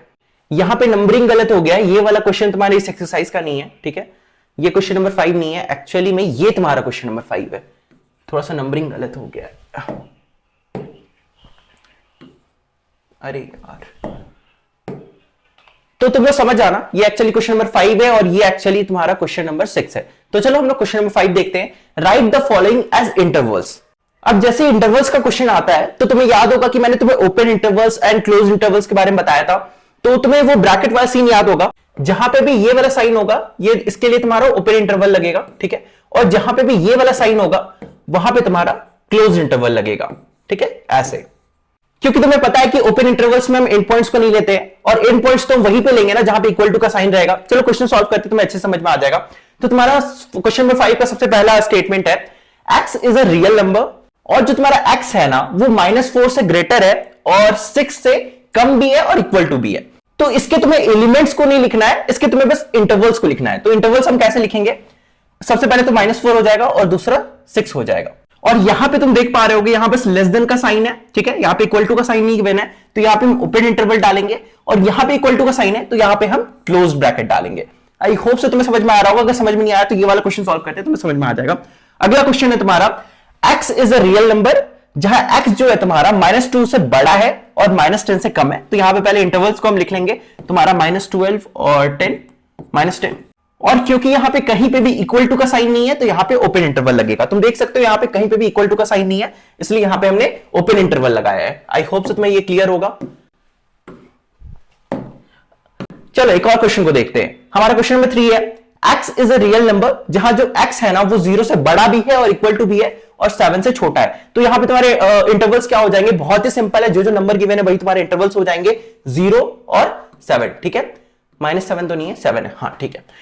यहां पे इक्वल टू का साइन है, मतलब यहां पे लगेगा क्लोज इंटरवल और यहां पे लगेगा ओपन इंटरवल। बहुत ही ज्यादा सिंपल है, जहां पे भी इक्वल टू का साइन होगा वहां पे क्लोज इंटरवल लगेगा, जहां पे इक्वल टू का साइन नहीं होगा वहां पे ओपन इंटरवल लगेगा। आई होप सो तुम्हें ये चीज क्लियर होगा। उसी तरह से क्वेश्चन नंबर 4 को देखें तो यहां पे तुम्हारे इंटरवल्स हो जाता है 3 और 4, और यहां पे तुम देखोगे दोनों तरफ इक्वल टू का साइन है, तो यहां पे हम सीधा क्लोज इंटरवल लगा देंगे। तुम्हें रीजन पता चल गया होगा। इसी तरह से क्वेश्चंस को सॉल्व करना है। अब हम बढ़ते हैं हमारे अगले क्वेश्चन की तरफ।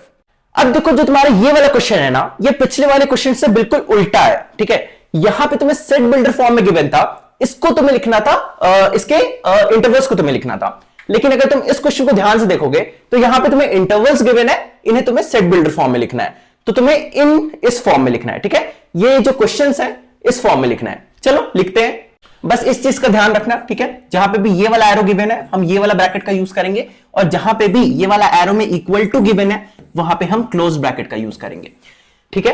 अब देखो तुम्हारे ये वाला जो क्वेश्चन है ना, ये पिछले क्वेश्चन के एकदम अपोजिट है। अगर तुम पिछले क्वेश्चन को देखो तो ये सेट बिल्डर फॉर्म में गिवन था और इसके तुम्हें इंटरवल्स लिखने थे। लेकिन अगर तुम इस क्वेश्चन पे नजर डालोगे तो ये सारे इंटरवल्स तुम्हें गिवन है, तुम्हें इसे सेट बिल्डर फॉर्म में कन्वर्ट करना है। अब कैसे कन्वर्ट करेंगे, बहुत ही ज्यादा आसान है, बस वही ब्रैकेट वाला सीन है। ब्रैकेट वाला सीन को याद रखना।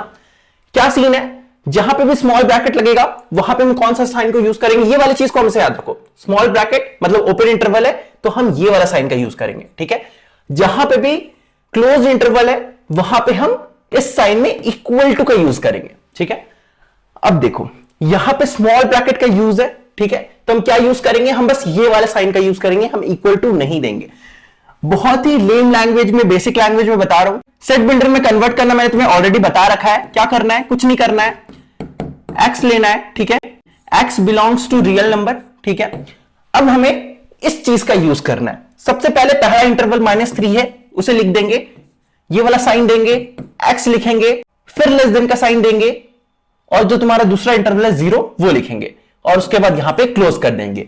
यहां पे हमने इक्वल टू का साइन क्यों नहीं दिया, क्योंकि यहां पे ओपन इंटरवल का यूज किया गया था, ठीक है। आई होप तुम्हें क्लियर होगा।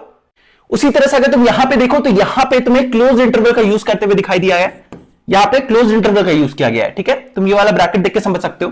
तो यहां पे हम क्या लिखेंगे, सेम चीज लिखेंगे, कुछ नहीं करना है, सेम चीज लिखना है। x belongs to real number, x लेते हैं, ठीक है। पहला इंटरवल लिखेंगे यहां पे 6, फिर ये वाला साइन देंगे, यहां पे इक्वल टू का साइन दे देंगे। क्यों देंगे, क्योंकि हमने यहां पे क्लोज इंटरवल का यूज किया है। और फिर x लेंगे, और फिर जो तुम्हारा दूसरा इंटरवल है 12 वो लिख देंगे। यहां पे भी क्योंकि दोनों साइड क्लोज ब्रैकेट का यूज किया गया है तो इसलिए हम यहां पे दोनों साइड इक्वल टू लगा रहे हैं, फिर यहां पे क्लोज कर देंगे। उसी तरह से अगर ये वाला क्वेश्चन देखे तो यहां पे देखो, थोड़ा सा अगर तुम दिमाग लगाओगे तो तुम्हें पता चल जाएगा। 6 के आगे ओपन इंटरवल लगाया है और 12 के आगे क्लोज इंटरवल लगाया है। इसका मतलब क्या हुआ, इसका मतलब हुआ कि 12 इंटरवल के आगे हम इक्वल टू का साइन देंगे, ठीक है, ग्रेटर देन इक्वल टू का साइन देंगे, और 6 इंटरवल के आगे हम बस ग्रेटर देन का साइन देंगे, ठीक है, सॉरी लेस देन का साइन देंगे। देखो ऐसे कुछ लिखाएगा, सेम चीज ऊपर से नीचे छापना है। x belongs to real number, ठीक है। पहला इंटरवल लेंगे हम 6, और यहां पे बस हम ये वाला साइन का यूज करेंगे। क्यों, क्योंकि ओपन इंटरवल है, और यहां पे हम लेस देन इक्वल टू का साइन यूज करेंगे, और दूसरा तुम्हारा जो इंटरवल है उसे लिख देंगे। तो इस तरह से तुम्हारे ये वाला भी कंप्लीट हो जाएगा। उसी तरह से इसे भी सॉल्व करना है। यहां पे तुम्हारे दो इंटरवल गिवन है, -23 और 5। यहां पे दो बार नंबरिंग किया हुआ है, इसे कट कर देना, ठीक है। इसको भी सेम तरह से लिखना है। x लेंगे, जहां पे जो x है वो रियल नंबर है, ठीक है। ये क्या क्या हो गया है उसको इग्नोर करना। उसके बाद पहला जो तुम्हारा इंटरवल है वो है 23, सॉरी, और फिर हम लेंगे x। यहां पे क्लोज इंटरवल का यूज किया गया है, इसका मतलब यहां पे इक्वल टू का साइन आएगा, लेकिन यहां पे ओपन इंटरवल का यूज किया गया है, मतलब यहां पे इक्वल टू का साइन नहीं आएगा, और इस तरह से हम क्लोज कर देंगे।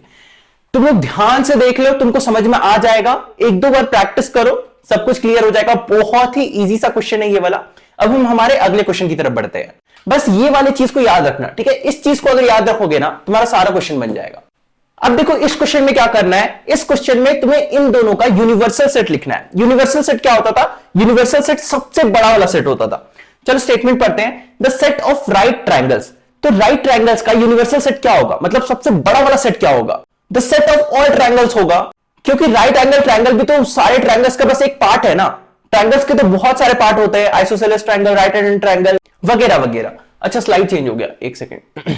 हाँ, उसी तरह से अगर तुम स्टेटमेंट नंबर 2 में देखो, उसी तरह से तुम्हारा दूसरा स्टेटमेंट है, उसमें दिया गया है the set of isosceles triangle.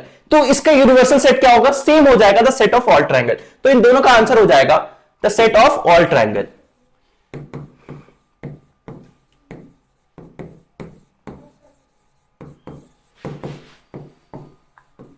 क्योंकि ये सब बस एक टाइप है, ठीक है, ये दोनों बस एक टाइप है तुम्हारे सारे ट्राइंगल्स के।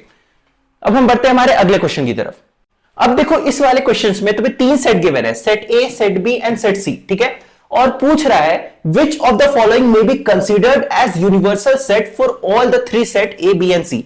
इनमें से कौन सा सेट है जो इन तीनों का यूनिवर्सल सेट है, मतलब इन तीनों का सबसे बड़ा वाला सेट है, मतलब इन तीनों में से कौन सा ऐसा सेट है जिनमें इन तीनों के सारे एलिमेंट्स आते हैं। तो सबसे पहले हम सारे एलिमेंट्स को लिख लेते हैं, मतलब कोई एक सेट होना चाहिए, एज्यूम कर लेते हैं एक डी सेट होना चाहिए जिनमें इन सारे सेट्स के सारे एलिमेंट्स होने चाहिए। तो सारे एलिमेंट्स को लिख लेते हैं। 1 कहीं पे 2 है, हाँ 2, 3 कहीं 4 होना चाहिए, 4, फिर 5, 6 भी है, 7 है कहीं पे, 7 7 7 7 नहीं है, कोई बात नहीं, 7 नहीं भी हो तो भी चलेगा, 8, और कहीं 9 है, 9 नहीं है, ठीक है, और हाँ 0 था, सॉरी 0 छूट गया।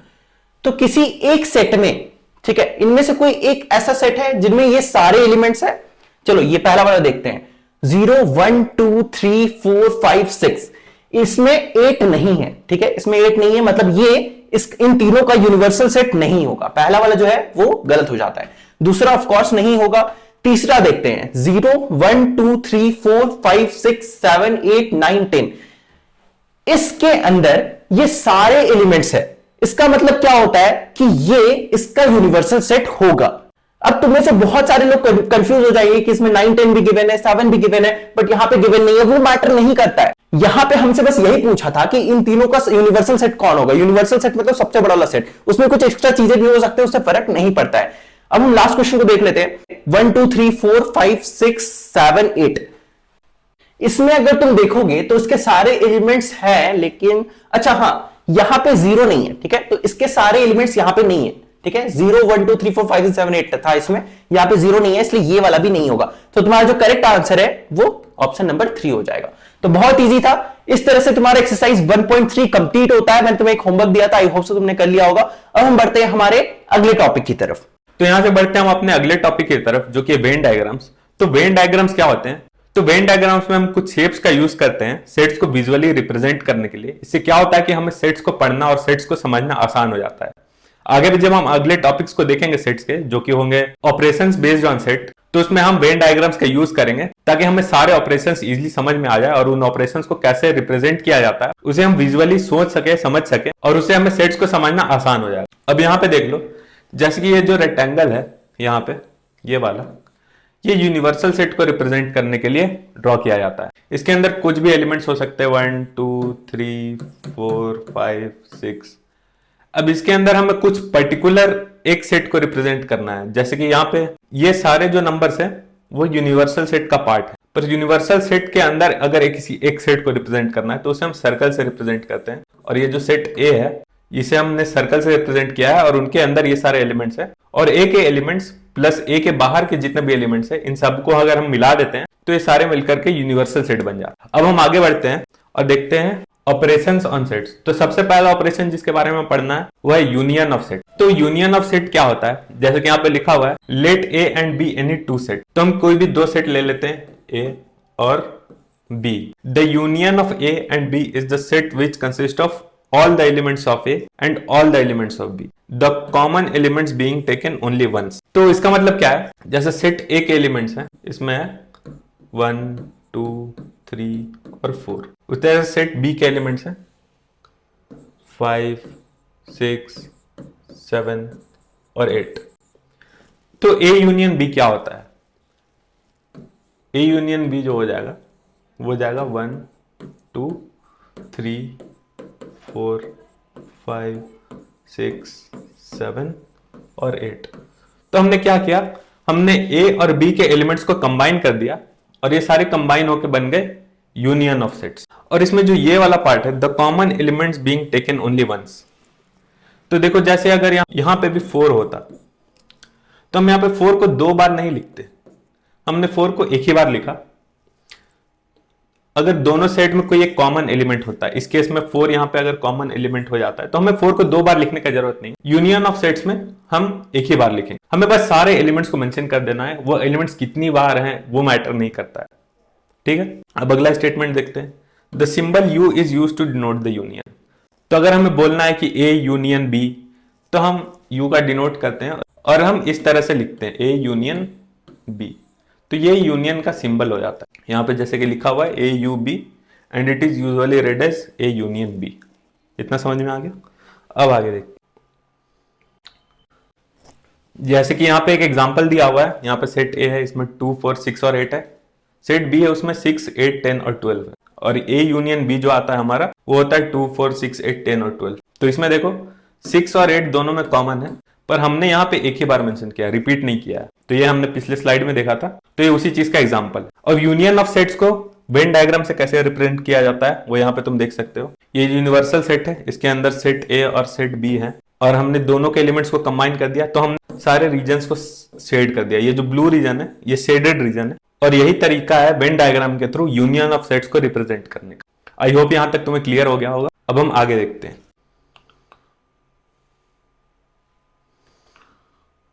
तो यूनियन ऑफ सेट्स के ना कुछ प्रॉपर्टीज होते हैं जिन्हें हमें याद रखना इंपॉर्टेंट है। जिसके पहला प्रॉपर्टी है वो है कम्यूटेटिव लॉ। तो कम्यूटेटिव लॉ क्या बोलता है कि ए यूनियन बी जो है और जो बी यूनियन ए है वो इक्वल होगा। ऑब्वियस ही बात है, अगर ए के एलिमेंट्स हैं 1 2 5 और बी के एलिमेंट्स हैं 6 5 8, तो ए यूनियन बी जो भी आएगा, जैसे कि हम यहां पे ए यूनियन बी लिखते हैं 1 2 5 6 और 8, तो तुम ए यूनियन बी बोलो या बी यूनियन ए बोलो, एलिमेंट तो सारे वही आएंगे, कुछ फर्क तो पड़ने वाला नहीं है। तो यही कहता है कम्यूटेटिव लॉ कि ए यूनियन बी और बी यूनियन ए एक ही चीज है, अलग अलग चीजें नहीं है। तो अब हम देख लेते हैं सेकंड लॉ को, जो कि एसोसिएटिव लॉ। ये थोड़ा दिखने में कॉम्प्लेक्स लग रहा है, पर है कुछ भी नहीं, छोटी सी चीज है। मैं ना तुम्हें ये वेन डायग्राम के थ्रू समझाता हूं। जैसे कि हम एक यूनिवर्सल सेट ले लेते हैं, इसके अंदर एक है सेट ए और इसके अंदर एक है सेट बी, ए और बी। इन दोनों का आपस में यूनियन है, मतलब हम जब भी लिखेंगे तो इन दोनों के एलिमेंट्स को मिला करके लिखेंगे। बीच में एक और सेट आ जाता है सेट सी, तब इन तीनों का यूनियन हो गया। तो कॉमन सी बात है, अगर हम इसे इस तरह से बोल देते हैं कि बी और सी का यूनियन है और ए को हमने बाद में बीच में घुसाया है, तो क्या उससे कुछ फर्क पड़ रहा है? एक ही बात है। तुम इसे किसी तरह से भी लिखो, या तुम ए यूनियन बी को सी के साथ यूनियन करवा दो या सी यूनियन बी का ए के साथ यूनियन करवा दो, कुछ फर्क पड़ने वाला नहीं है। हमें सारे एलिमेंट्स को एक साथ एक ही ब्रैकेट के अंदर लिखना है, तो कोई फर्क पड़ने वाला नहीं है। आई होप तुम्हें यह क्लियर हो गया होगा, कोई बड़ी बात नहीं है। तो अब तीसरा लॉ देख लेते हैं, जो कि law of identity element. Null set is the identity of union. मतलब बहुत सिंपल है, अगर ए का किसी नल सेट के साथ यूनियन हो जाता है तो वो ए के बराबर ही होगा। जैसे कि इसे भी मैं तुम्हें वेन डायग्राम के थ्रू समझाता हूं। ये एक सेट ए है, ये एक सेट बी है। अब इसके अंदर बहुत सारे एलिमेंट्स है 1 2 3 4, और सेट बी जो है ये खाली है, ये नल सेट है। अब हम अगर ए यूनियन बी लिखेंगे तो हम इसमें कौन कौन से एलिमेंट्स लिखेंगे? ए के सारे एलिमेंट्स लिखेंगे 1 2 3 4। ये ए यूनियन बी है क्योंकि बी में कुछ है ही नहीं। और अगर हमें ये बोला जाता है कि सिर्फ ए के एलिमेंट्स लिखो, तो ए के एलिमेंट्स क्या होंगे? ए के एलिमेंट्स भी वही होंगे 1 2 3 4। तो कुछ फर्क पड़ा क्या? ये खाली था तो ए यूनियन बी भी 1 2 3 4 हुआ। सिर्फ ए के एलिमेंट्स भी अगर हम लोग लिखते हैं तो वो भी 1 2 3 4 होता है। तो इससे हमें यह पता चलता है कि ए यूनियन बी यानी कि A union null set equal हो जाता है सेट ए के एलिमेंट से। आई होप तुम्हें यह क्लियर होगा, कोई बड़ी बात नहीं है। अब अगला प्रॉपर्टी देख लेते हैं, उससे पहले इसे मैं इरेज कर देता हूं। तो जैसे ए यूनियन बी है वो ए के इक्वल होगा, यह भी बहुत ही सिंपल सा चीज है।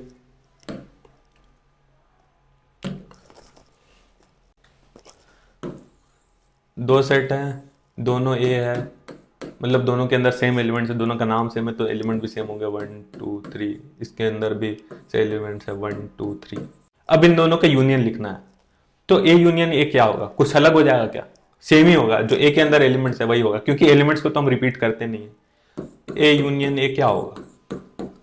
वही हो जाएगा 1 2 3, और ए के अंदर के एलिमेंट्स भी वही है 1 2 3।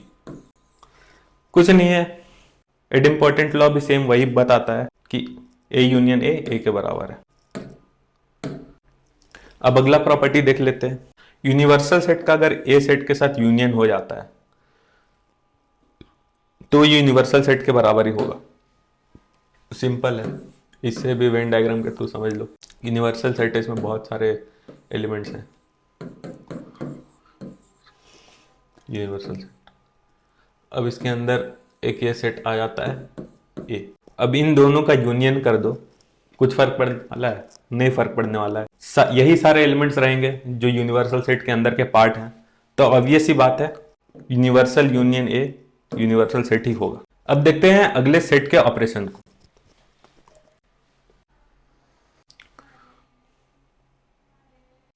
अब देख लेते हैं अगले ऑपरेशन को, जो कि है इंटरसेक्शन ऑफ सेट्स। तो इसमें भी कोई बड़ी बात नहीं है, सिंपल सा चीज है, तो मैं एग्जांपल के थ्रू समझाता हूं। एक सेट ए है, इसके अंदर के एलिमेंट्स है 1 2 3 4 5 और 6। और एक सेट बी है, इसके अंदर के एलिमेंट्स हैं 1 2 3 7 8 9। तो अब जो ए इंटरसेक्शन बी होगा उसके अंदर क्या होगा कि ए और बी के बीच में जो कॉमन एलिमेंट्स है हम सिर्फ उन्हें लिखेंगे। तो ए और बी के बीच में यहां पे क्या क्या कॉमन है? 1 1 कॉमन है, 2 2 कॉमन है, 3 3 कॉमन है, 4 4 कॉमन नहीं है। तो जो ए इंटरसेक्शन बी बनेगा, ए इंटरसेक्शन बी का इंटरसेक्शन का सिंबल ये होता है, यानी कि जब हम ए इंटरसेक्शन बी बोलेंगे तो उसमें हम सिर्फ कॉमन एलिमेंट्स को मेंशन करेंगे। इन दिस केस यहां पे वो कॉमन एलिमेंट्स है सिर्फ 1 2 और 3। सिंपल सा बात है, नो रॉकेट साइंस। अब आगे बढ़ते हैं। अब इसके भी कुछ प्रॉपर्टीज हैं, उसी प्रकार जैसे यूनियन ऑफ सेट्स के थे, इसमें भी सेम प्रॉपर्टीज है। जैसे कम्यूटेटिव लॉ हो गया, A intersection B intersection A के इक्वल होगा। ए इंटरसेक्शन बी का अगर किसी तीसरे सेट सी के साथ इंटरसेक्शन हो जाता है तो वो A intersection B intersection C के इक्वल होगा। ठीक उसी प्रकार जैसे यूनियन ऑफ सेट्स में था। अब तीन सेट्स को ले लो, अब तुम इसे ए इंटरसेक्शन बी बोलो या बी इंटरसेक्शन सी बोलो या सी इंटरसेक्शन ए बोलो, बात तो एक ही है। सेम लॉजिक यहां पे अप्लाई होगा। ए इंटरसेक्शन बी अगर सी के साथ इंटरसेक्ट करता है तो बी और सी का इंटरसेक्शन ए के इंटरसेक्शन के इक्वल होगा। सिंपल सा बात है। यहां पे वही है, अगर नल सेट ए सेट के साथ इंटरसेक्ट करता है तो वो नल सेट के इक्वल हो जाएगा। क्योंकि याद होगा मैंने तुम लोगों को बताया था कि नल सेट जो है वो हर सेट का पार्ट होता है, यानी कि नल सेट सारे सेट्स के लिए कॉमन होता है। तो अगर एक सेट ए है इसके अंदर 1 2 और 3 है और एक नल सेट बी है जो कि एम्प्टी सेट है, तो इनका जो इंटरसेक्शन होगा यानी कि ए इंटरसेक्शन बी होगा वो भी एक नल सेट होगा। क्योंकि इन दोनों के बीच जो कॉमन चीज है वो यही है कि इन दोनों में एक नल सेट एग्जिस्ट करता है जो हमें दिखता नहीं है क्योंकि नल सेट एम्प्टी होता है। तो ये प्रॉपर्टी हो गया। अब अगले प्रॉपर्टी को देखते हैं जो कि है A intersection A equals to A. तो अब ये सब बात है, अगर हम सेम सेट ए को 2 बार ले लेते हैं और इसके अंदर सेम एलिमेंट है तो इनका इंटरसेक्शन भी सेम आएगा, कुछ बदलने वाला तो नहीं है क्योंकि हम सेम एलिमेंट्स को दोबारा लिख रहे हैं। तो अब जल्दी से देख लेते हैं आखिरी प्रॉपर्टी को जो कि डिस्ट्रीब्यूटिव लॉ। तो जैसे कि तुम लोगों ने अरिथमेटिक ऑपरेशंस में सिमिलर डिस्ट्रीब्यूटिव लॉ देखा होगा, जैसे कि अगर हम a into B plus C लिखते हैं तो इसका इक्वल आ जाता है a into B plus A into C. तो ये प्रॉपर्टी भी कुछ उसी तरह का है। तो इसमें क्या होता है कि ए का जब इंटरसेक्शन होता है बी यूनियन सी के साथ तो ये ए इंटरसेक्शन बी का यूनियन हो जाता है ए इंटरसेक्शन सी के साथ। तो यही है डिस्ट्रीब्यूटिव लॉ। अब देख लेते हैं सेट के अगले ऑपरेशन पे, जो कि है डिफरेंस ऑफ सेट्स। तो डिफरेंस ऑफ सेट क्या होता है? तो जब किन्हीं भी दो सेट ए और बी का हमें डिफरेंस निकालना होता है, तो एक एग्जांपल समझने की कोशिश करते हैं। ए है, इसमें 1 2 3 और 4 है, और बी है इसमें 2 3 7 और 8 है। तो अगर हम ए का डिफरेंस निकालेंगे बी के साथ, तो इसमें हम सिर्फ उन एलिमेंट्स को मेंशन करेंगे जो कि ए में प्रेजेंट है पर बी में प्रेजेंट नहीं है। तो ऐसे कौन कौन से एलिमेंट्स है जो सिर्फ ए में प्रेजेंट है और बी में प्रेजेंट नहीं? तो 2 और 3 तो दोनों ए और बी में प्रेजेंट है। ए का यूनिक एलिमेंट बस 1 और 4 बचा, तो इसका जो डिफरेंस आएगा वो होगा 1 और 4। तो ये होता है डिफरेंस ऑफ सेट्स। तुम यहाँ वेन डायग्राम से भी देख सकते हो, ये जो शेडेड रीजन है ये डिफरेंस निकल के आता है। मतलब कि इस शेडेड रीजन में जितने भी एलिमेंट्स होंगे वो ए और बी के डिफरेंस को रिप्रेजेंट करेंगे। तो जैसे कि यहाँ एक और एग्जांपल है, यहाँ पे सेट ए है, इसमें 1 2 3 4 5 6 है। यहाँ सेट बी है, इसमें 2 4 6 और 8 है। तो ए का डिफरेंस अगर बी से निकालेंगे तो हमें सिर्फ उन एलिमेंट्स को लिखना है जो कि सिर्फ ए के लिए यूनिक है, मतलब वो सारे एलिमेंट्स बी के अंदर प्रेजेंट नहीं होने चाहिए। तो ए में कौन कौन से एलिमेंट्स है जो कि यूनिक है?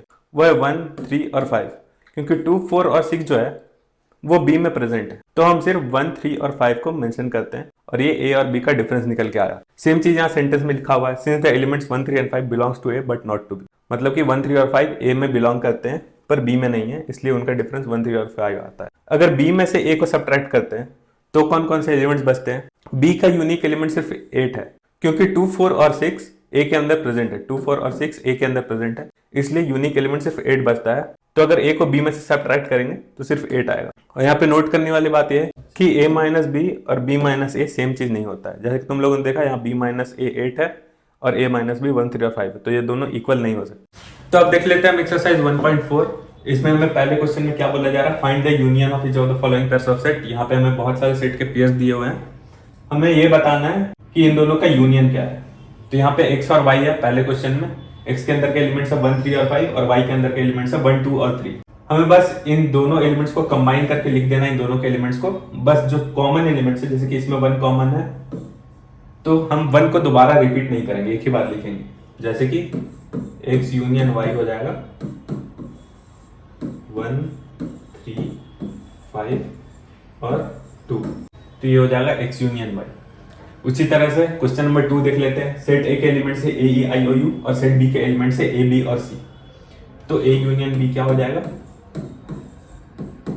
इसमें भी सेम हमें वही करना है, ए 2 बार है, ए रिपीट नहीं करेंगे।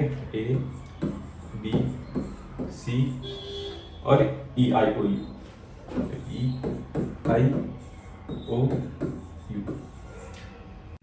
एक क्वेश्चन और बता देता हूं मैं तुम लोगों को, जो कि क्वेश्चन नंबर 3, क्योंकि सेट बिल्डर फॉर्म में लिखा हुआ है, तुम लोग को लग रहा हो थोड़ा सा अलग क्वेश्चन है, तो इसमें भी कुछ अलग नहीं, बस सेट बिल्डर फॉर्म में लिखा हुआ है, इसे हमें टेबुलर फॉर्म में कन्वर्ट करना और इसे सॉल्व कर लेना है।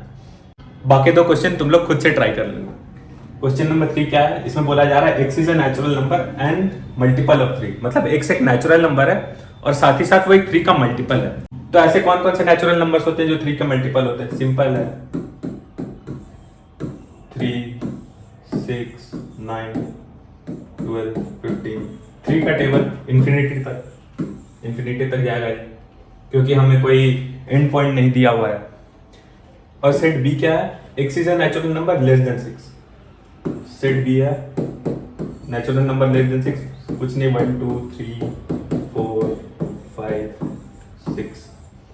तो इन दोनों का यूनियन क्या होगा? 1 2 3 4 5 6, बी के सारे एलिमेंट्स हम पहले इंक्लूड कर लेंगे। 1 2 3 4 5 6, यहां तक बी के सारे एलिमेंट्स इंक्लूड हो गए। और 3 और 6 ऑलरेडी इंक्लूडेड है, हमें दोबारा रिपीट करने की जरूरत नहीं है। इसके आगे हम ए के सारे एलिमेंट्स लिखेंगे इन्फिनिटी तक, तो 9 12 15 इन्फिनिटी तक जाएगा।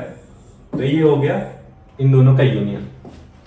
बाकी तो क्वेश्चन भी सिमिलर इसी टाइप के हैं, तुम लोग खुद से सॉल्व करने का ट्राई करना। अब बढ़ते हैं अगले क्वेश्चन की तरफ। तो क्वेश्चन नंबर 2 को देख लेते हैं। इसमें सेट ए दिया हुआ है, इसमें ए और बी है, और सेट बी में ए बी और सी है।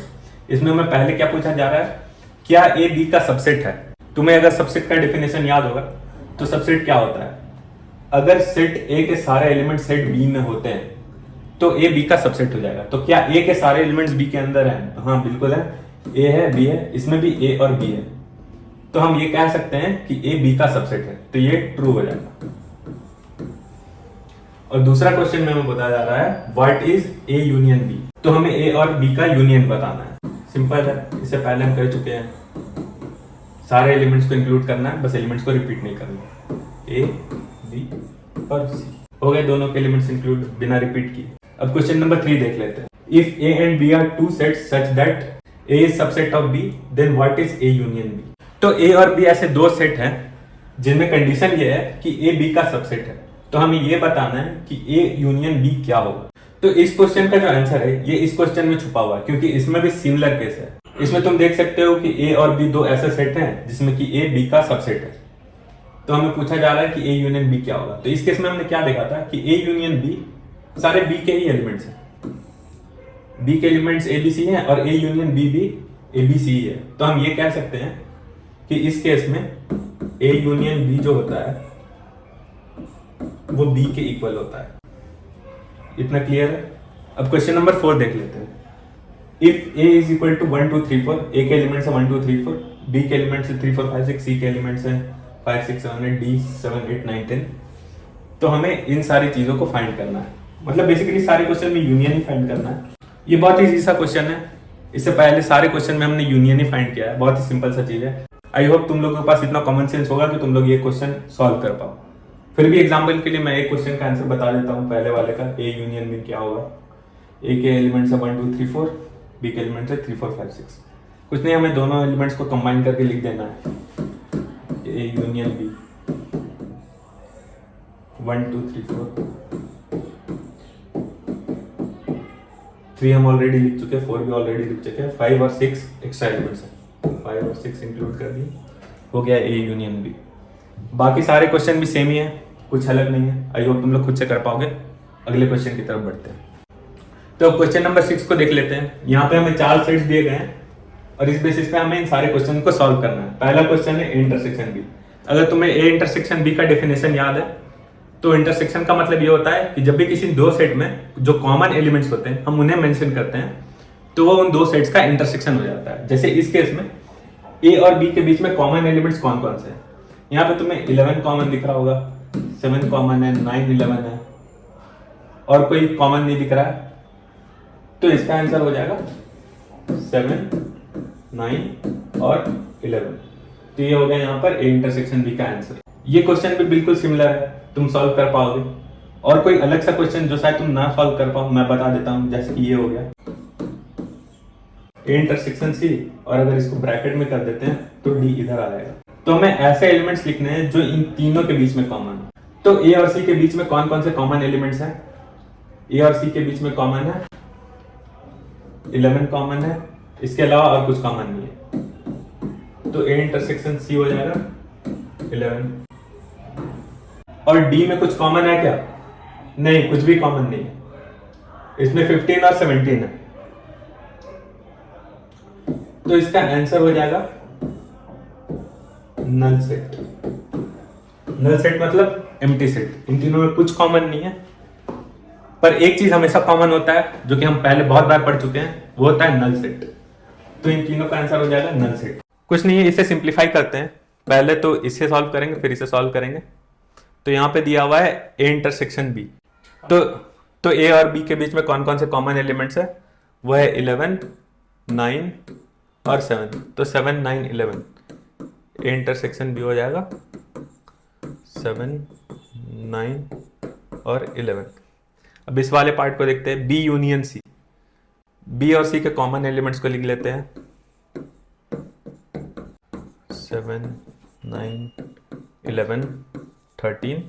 हमारे पास ये आ गया। अब इन दोनों का इंटरसेक्शन करवाना है, यानी कि इन दोनों के कॉमन एलिमेंट्स को लिखना है। कॉमन एलिमेंट्स कौन कौन से? 7 9 11 7 9 11।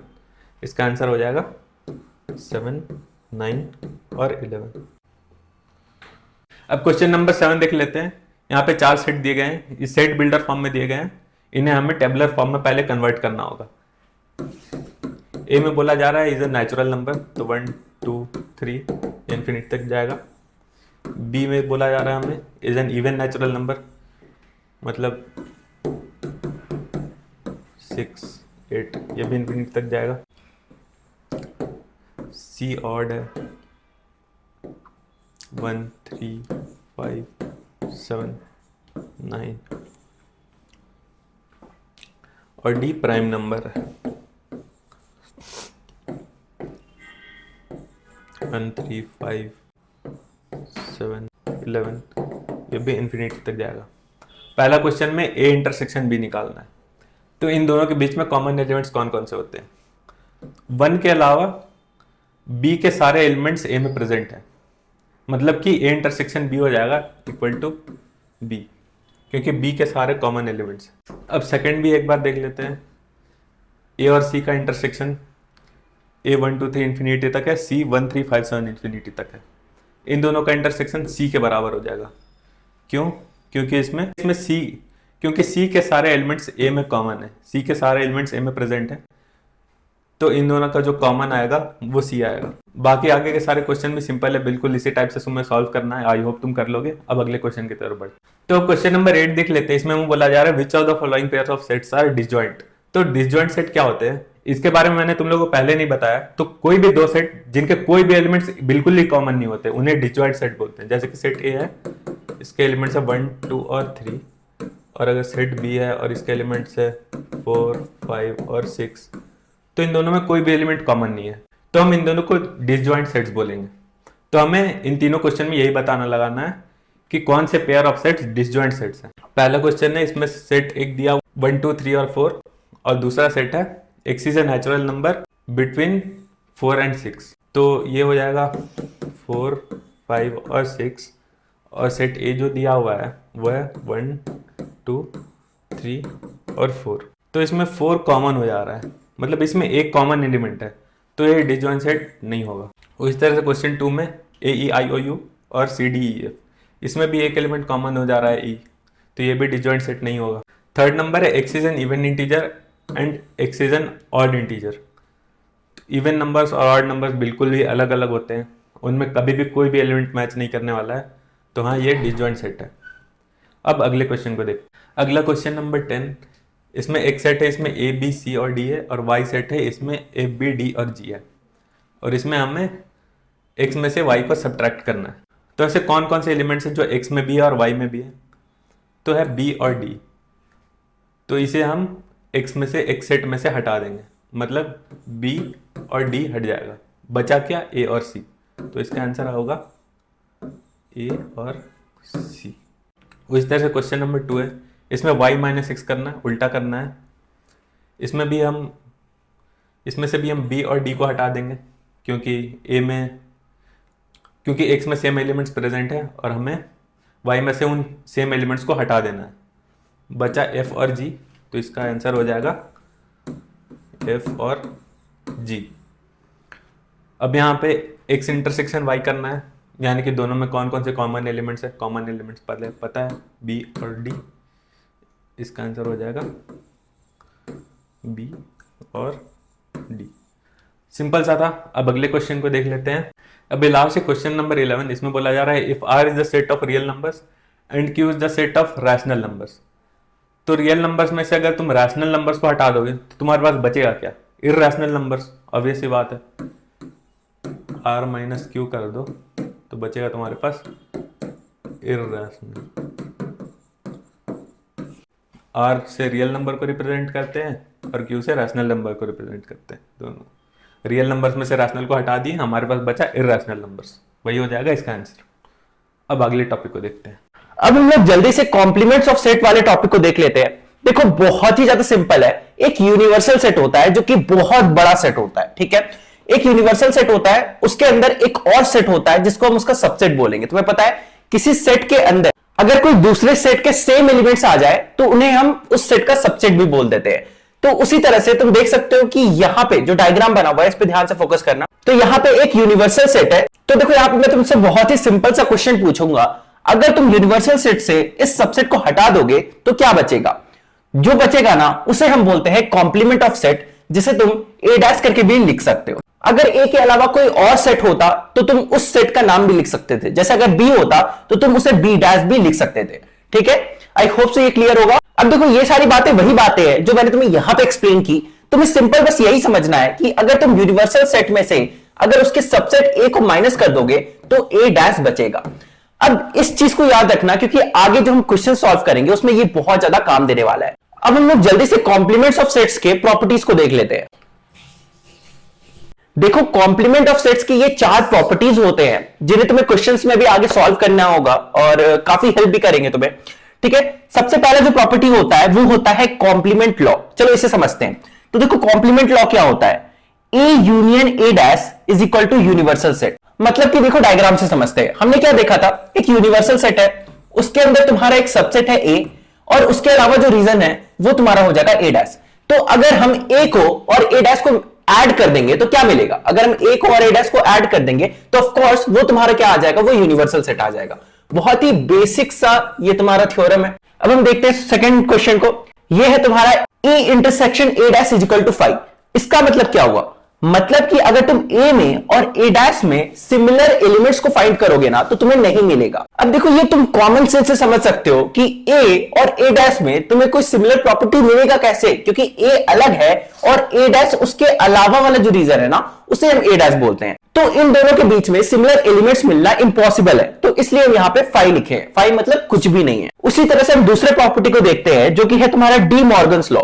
इसमें सबसे पहला प्रॉपर्टी है कि A union B dash is equal to A dash intersection B dash. अब इसे समझने के लिए हम एक एग्जांपल लेते हैं। तो सबसे पहले हम एक यूनिवर्सल सेट लेते हैं जिसमें हम 1 से लेके 6 तक नंबर ले लेते हैं। 1 2 3 4 5 6, चलो 7 तक ले लेते हैं। अब एक सेट लेते हैं ए, ठीक है, इसमें हम कुछ एलिमेंट्स को डाल देते हैं 1 2 3 4। फिर एक सेट लेते हैं बी जिसमें भी कुछ एलिमेंट्स को डाल लेते हैं, सपोज 2 4 5 7, ठीक है। अब हम इसे सॉल्व करने की कोशिश करते हैं इस इक्वेशन के अकॉर्डिंग। तो ए यूनियन बी क्या होगा, मतलब ए यूनियन बी क्या। तो सबसे पहले हम देखेंगे कि इनमें क्या कॉमन है उसे लिख देंगे और बाकी जितने एलिमेंट्स है उसे भी लिख देंगे। और कॉमन है 4, इसके अलावा जो भी एलिमेंट्स है सबको हम लिख देंगे 1 3 5 और 7, ठीक है।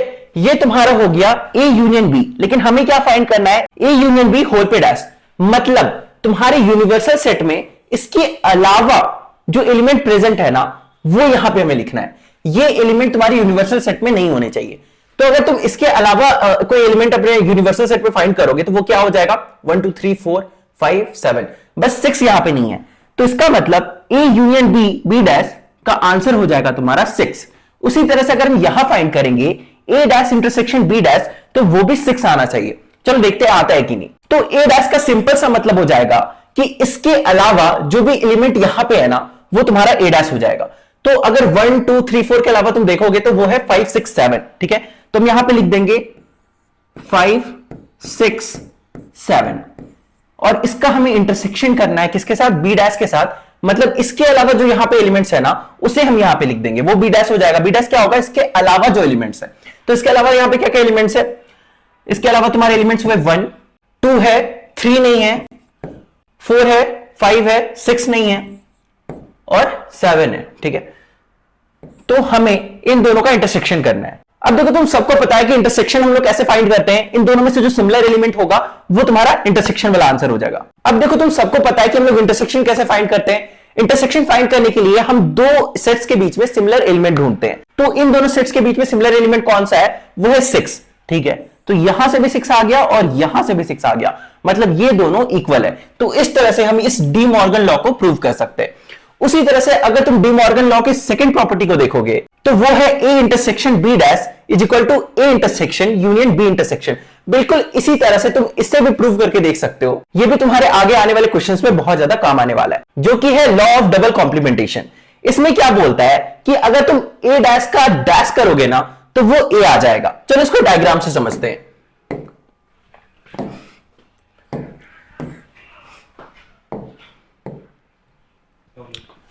हाँ, तो फिर से हम एक यूनिवर्सल सेट लेंगे। ये तुम्हारा जो बॉक्स है ये पूरा यूनिवर्सल सेट है। इसके अंदर हम लेंगे सबसेट ए और इसके अलावा जो तुम्हारा आ जाएगा वो ए डैश हो जाएगा। तो देखो ए डैश का क्या मतलब होता है, ए डैश का मतलब था यूनिवर्सल सेट में जो तुम्हारा सबसेट है ए उसके अलावा जो सारे एलिमेंट्स होते हैं उन्हें हम ए डैश बोलते हैं। तो वो तो हो गया ए डैश, लेकिन अगर हम ए डैश में फिर डैश करेंगे मतलब यूनिवर्सल सेट से फिर से हम ए डैश को माइनस करेंगे तो वो क्या आएगा?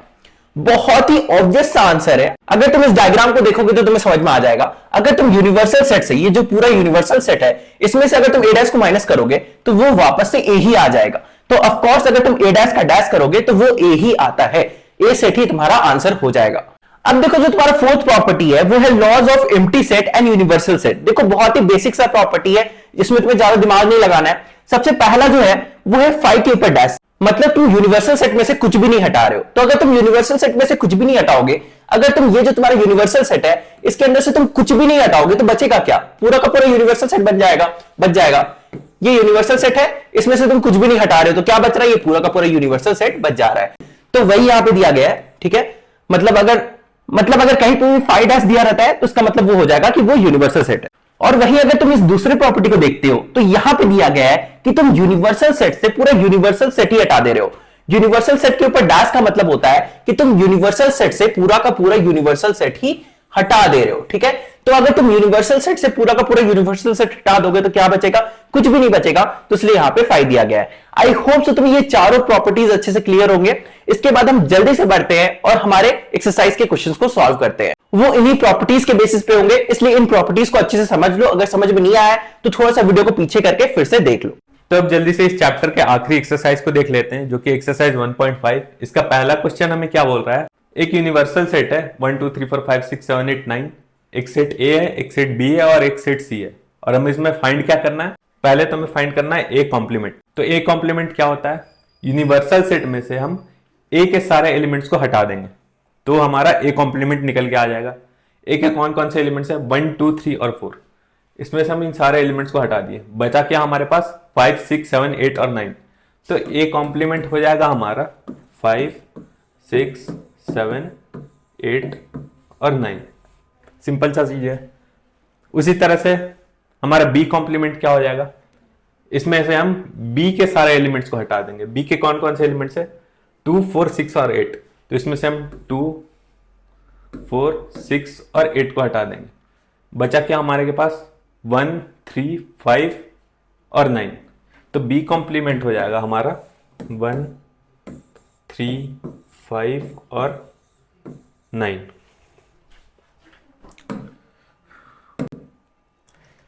अब उसी तरह से क्वेश्चन नंबर 3 देख लेते हैं। इसमें हमें बोला जा रहा है ए और सी का यूनियन है और उसका कॉम्प्लीमेंट है। तो सबसे पहले हमें ए और सी का यूनियन फाइंड करना होगा। इसका मतलब हमें ए और सी के सारे एलिमेंट्स को लिखने होंगे विदाउट कॉमन एलिमेंट्स को रिपीट किए हुए। तो ए यूनियन सी क्या हो जाएगा? ए यूनियन सी, पहले तो ए के सारे एलिमेंट्स 1 2 3 4 और सी के कौन कौन से एलिमेंट्स हैं? 5 और 6। 5 और 6। ये हो गया हमारा ए यूनियन सी। अभी हमें ए यूनियन सी का कॉम्प्लीमेंट बताना है, यानी कि हमें इन सारे एलिमेंट्स को इसमें से हटाना है 1 2 3 5 और 6। यानी कि हम ये सारे एलिमेंट्स को इसमें से हटा देंगे। बचा क्या हमारे पास? 7 8 और 9। तो ए यूनियन सी का जो कॉम्प्लीमेंट होगा वो होगा 7 8 और 9। एग्जाम्पल के लिए मैंने तुम लोगों को 3 क्वेश्चन बना के बताया, बाकी आगे के 3 क्वेश्चन तुम अपने से बना करके ट्राई करो। अब बढ़ते हैं अगले क्वेश्चन की तरफ। अब क्वेश्चन नंबर 2 देख लेते हैं। इसमें भी एक यूनिवर्सल सेट दिया हुआ है A B C D E F ji H, और इसमें हमें इन सारे सेट्स के कॉम्प्लीमेंट फाइंड करने हैं। पहला सेट ए है, इसमें 3 एलिमेंट्स है ए बी और सी। कॉम्प्लीमेंट फाइंड करने के लिए हम इन तीनों एलिमेंट्स को इसमें से हटा देंगे, यानी कि ए बी और सी इसमें से गायब कर देंगे। बचा क्या? डी ई एफ जी एच। तो ए का कॉम्प्लीमेंट हो जाएगा डी ई एफ जी और एच। बाकी सारा क्वेश्चन बिल्कुल सेम है, कुछ अलग नहीं है, कुछ स्पेशल केस नहीं है। आई होप तुम इन तीनों क्वेश्चन को भी खुद से सॉल्व कर पाओगे। तो अब बढ़ते हैं अगले क्वेश्चन की तरफ। ये आ गया हमारा क्वेश्चन नंबर 3। इसमें क्या बोला जा रहा है? Taking the set of natural numbers as universal set, write down the complement. तो हमें यहाँ पे सारे सेट ऑफ नेचुरल नंबर्स को एज ए यूनिवर्सल सेट मानना है और इन सारे सेट का कॉम्प्लीमेंट निकालना है। मतलब कि हमारा जो यूनिवर्सल सेट होगा वो हो जाएगा 1 2 3 इंफिनिटी तक, ये सारे नेचुरल नंबर्स हैं। अब हमें ये फाइंड करना है x is an even natural number. तो इसका कॉम्प्लीमेंट क्या होगा? अगर हम सारे नेचुरल नंबर्स में से इवन नंबर्स को हटा देते हैं तो हमारे पास बचेगा क्या, ऑड नंबर्स बचेंगे ऑब्वियसली। तो इसका कॉम्प्लीमेंट हो जाएगा ऑल ऑड नंबर्स। उसी तरह से अगर हम सारे नेचुरल नंबर्स में से ऑड नंबर्स को निकाल देते हैं, ऑड नेचुरल नंबर्स को निकाल देते हैं, तो हमारे पास फिर क्या बचेगा, हमारे पास फिर इवन नंबर्स बचेंगे। इसका हो जाएगा answer all even numbers. Simple सा चीज है। अगला क्वेश्चन है x is a positive multiple of 3। मतलब कि जितने भी 3 के पॉजिटिव मल्टीपल्स है, जैसे कि 3, 6, 9, 12, 15, इन सारे नंबर्स को हमें नेचुरल नंबर्स में से बाहर निकाल लेना है। तो उसके बाद हमारे पास क्या बचेगा, ऐसे सारे नंबर्स जो कि नेचुरल हैं और वो 3 के मल्टीपल नहीं है, तो वो इसका कॉम्प्लीमेंट हो जाएगा। उसी तरह से क्वेश्चन नंबर 4 को भी देख लेते हैं। क्वेश्चन नंबर 4 क्या है, x is a prime number. तो नेचुरल नंबर में से हम प्राइम हटा देंगे तो प्राइम का ऑपोजिट क्या बचता है, कॉम्पोजिट नंबर बचता है। नेचुरल में से प्राइम हटा दिए, बचा कॉम्पोजिट नंबर, इसका कॉम्प्लीमेंट कॉम्पोजिट हो जाएगा। इसी तरह से बाकी सारे क्वेश्चन भी तुम खुद से सॉल्व कर सकते हो, कुछ हार्ड नहीं है, थोड़ा सा कॉमन सेंस का इस्तेमाल करना, ये सारे क्वेश्चन भी सॉल्व हो जाएंगे। अब अगले क्वेश्चन की तरफ बढ़। अगला आ गया क्वेश्चन नंबर 5। इसमें हमें वेन डायग्राम्स ड्रॉ करके इन सारे सेट्स के कॉम्प्लीमेंट्स को बताना है, यानी कि वेन डायग्राम्स के थ्रू हमें कॉम्प्लीमेंट्स को रिप्रेजेंट करना है। ए यूनियन बी का वेन डायग्राम क्या होता है, ये हो जाता है ए और बी, ये इसका यूनियन है और ये पूरा शेडेड रीजन होता है। पर हमें ए यूनियन बी नहीं बताना है, हमें इसका कॉम्प्लीमेंट बताना है। तो जो ए यूनियन बी है ये एक यूनिवर्सल सेट के अंदर है, ठीक है, ये एक यूनिवर्सल सेट है। तो ए यूनियन बी के अलावा बाकी जो पार्ट बचा, यानी कि ये पार्ट जो बचा, ये जो शेडेड रीजन बचा,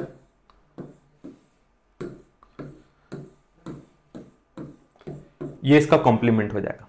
ये हो गया इसका वेन डायग्राम। अब क्वेश्चन नंबर 2 देख लेते हैं।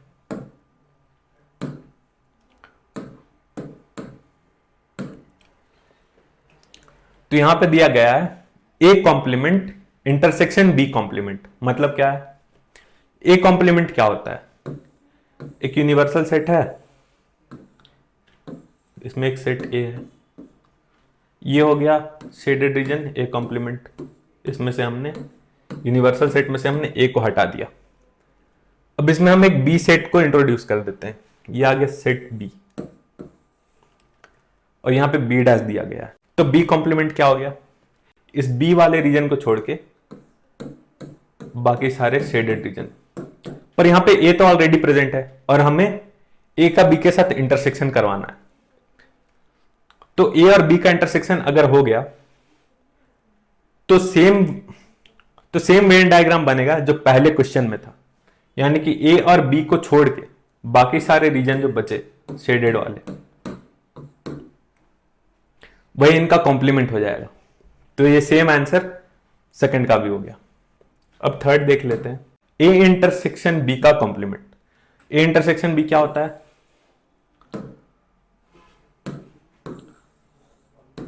ये ए है, ये बी है और इसका जो इंटरसेक्शन होता है वो कॉमन पॉइंट होता है।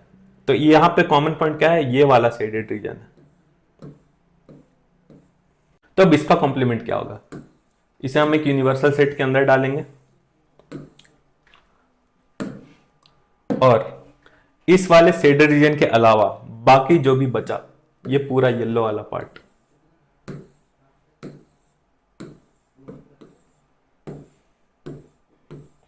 इस छोटे से पार्ट के छोड़ के ये बाकी सारा पार्ट जो बचा, यही हो गया इसका कॉम्प्लीमेंट और यही है इसका वेन डायग्राम और इसी तरह से इसे हमें रिप्रेजेंट करना है। अब बढ़ते हैं क्वेश्चन नंबर 6 की तरफ। इसमें हमें क्या बोला जा रहा है कि यूनिवर्सल सेट जो है वो ऑल ट्रायंगल्स इन अ प्लेन है। मतलब कि दुनिया में जितने भी तरह के ट्रायंगल्स बनाए जा सकते हैं, equilateral, isosceles, right angle triangle, जितने भी ट्रायंगल है वो यूनिवर्सल सेट है। और स्पेशल सेट क्या है, जो हमारा सेट ए है वो ऐसे सारे ट्रायंगल्स जिनका एक भी एंगल 60 डिग्री से अलग हो जाता है। तो उससे पहले हमें ये जानना होगा कि ऐसे कौन से ट्रायंगल्स होते हैं जिनका सारा एंगल 60 डिग्री होता है। तो वो होते हैं इक्विलैटरल ट्रायंगल। तो अगर हम यूनिवर्सल सेट यानी कि जितने भी ट्रायंगल्स एग्जिस्ट कर सकते हैं उनमें से हम ऐसे सारे ट्रायंगल्स को हटा देते हैं जिनमें कि एक भी एंगल 60 डिग्री से ज्यादा हो जा रहा है या 60 डिग्री से अलग हो जा रहा है, तो हमारे पास बचेगा क्या, हमारे पास बचेंगे सिर्फ इक्विलैटरल ट्रायंगल, तो वही हमारा कॉम्प्लीमेंट हो जाएगा। यानी कि ऐसे सारे ट्रायंगल्स जो कि इक्विलैटरल ट्रायंगल है वो हमारा कॉम्प्लीमेंट सेट हो जाएगा। तो इसका आंसर हो जाएगा ऑल इक्विलैटरल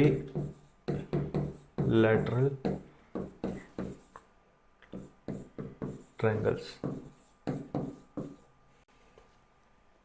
ठीक है, सिंपल सा बात है। यह हमारे चैप्टर का आखिरी क्वेश्चन है, question number 7। Fill in the blanks to make each of the following a true statement. मतलब कि हमें यहाँ कुछ ऐसा फिल करना है जिससे कि स्टेटमेंट ट्रू हो, करेक्ट हो। तो अगर हम ए का यूनियन ए कॉम्प्लीमेंट के साथ कर देते तो हमारे पास क्या आएगा। तो हम क्या कर रहे हैं, ए को और ए कॉम्प्लीमेंट को, यानी कि इस ए को और इस ए के बाहर वाले पार्ट को, यानी कि ए कॉम्प्लीमेंट को हम मिला देते हैं तो हमारे पास क्या आता है, यूनिवर्सल सेट बनता है। ऑब्वियस सी बात, ये पूरा क्या है, यूनिवर्सल सेट है। यू फिल हो जाएगा यहाँ पे। अगला क्वेश्चन देखते हैं, नल कॉम्प्लीमेंट और ए का अगर हम इंटरसेक्शन करते हैं तो हमारे पास क्या आएगा। नल सेट क्या होता है, नल सेट कुछ भी नहीं होता है। ए में अगर हम नल को इंटरसेक्ट करते हैं तो हमारे पास क्या आएगा। इसका तो कुछ मतलब नहीं बनता है, जहां पे ये नल आ जाता है उसके बाद तो फिर उसका कुछ मतलब नहीं बना। ऑब्वियसली ये ए ही होगा। हम ए का इंटरसेक्शन करा दे रहे हैं ए कॉम्प्लीमेंट के साथ, इसका आंसर क्या होगा। और इस ए कॉम्प्लीमेंट में कॉमन चीज क्या है, कुछ नहीं है, क्योंकि ए कॉम्प्लीमेंट ए का बाहर का चीज है और ये अपना अलग एक सेपरेट एलिमेंट। इन दोनों के बीच कोई भी चीज कॉमन हो ही नहीं सकता है, सिंपल सा बात है। इसका आंसर नल होगा, कुछ नहीं, एम्प्टी से।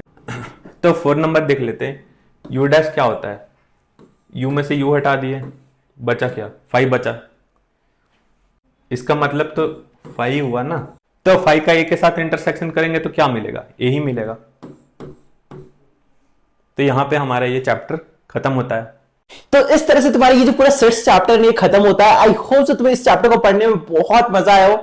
हमने सारे टॉपिक्स को एकदम सिंपल में एक्सप्लेन करने की कोशिश की है और साथ ही साथ जो क्वेश्चंस है ना उन्हें भी एकदम सिंपल में सॉल्व करने की कोशिश की है, ज्यादा कॉम्प्लिकेट नहीं करा है, ताकि तुम्हें भी अच्छे अंडरस्टैंडिंग में हेल्प हो। हम पहली बार यूट्यूब पे कुछ बहुत अलग करना चाह रहे हैं और आगे से भी हमारा यही प्लान रहेगा कि मैथ्स के हम जो दूसरे चैप्टर्स हैं उन्हें भी इसी तरह से वन शॉट में अच्छे से कंप्लीट करें, सारे के सारे कॉन्सेप्ट्स के साथ सारे के सारे क्वेश्चन आंसर्स को कंप्लीट करें।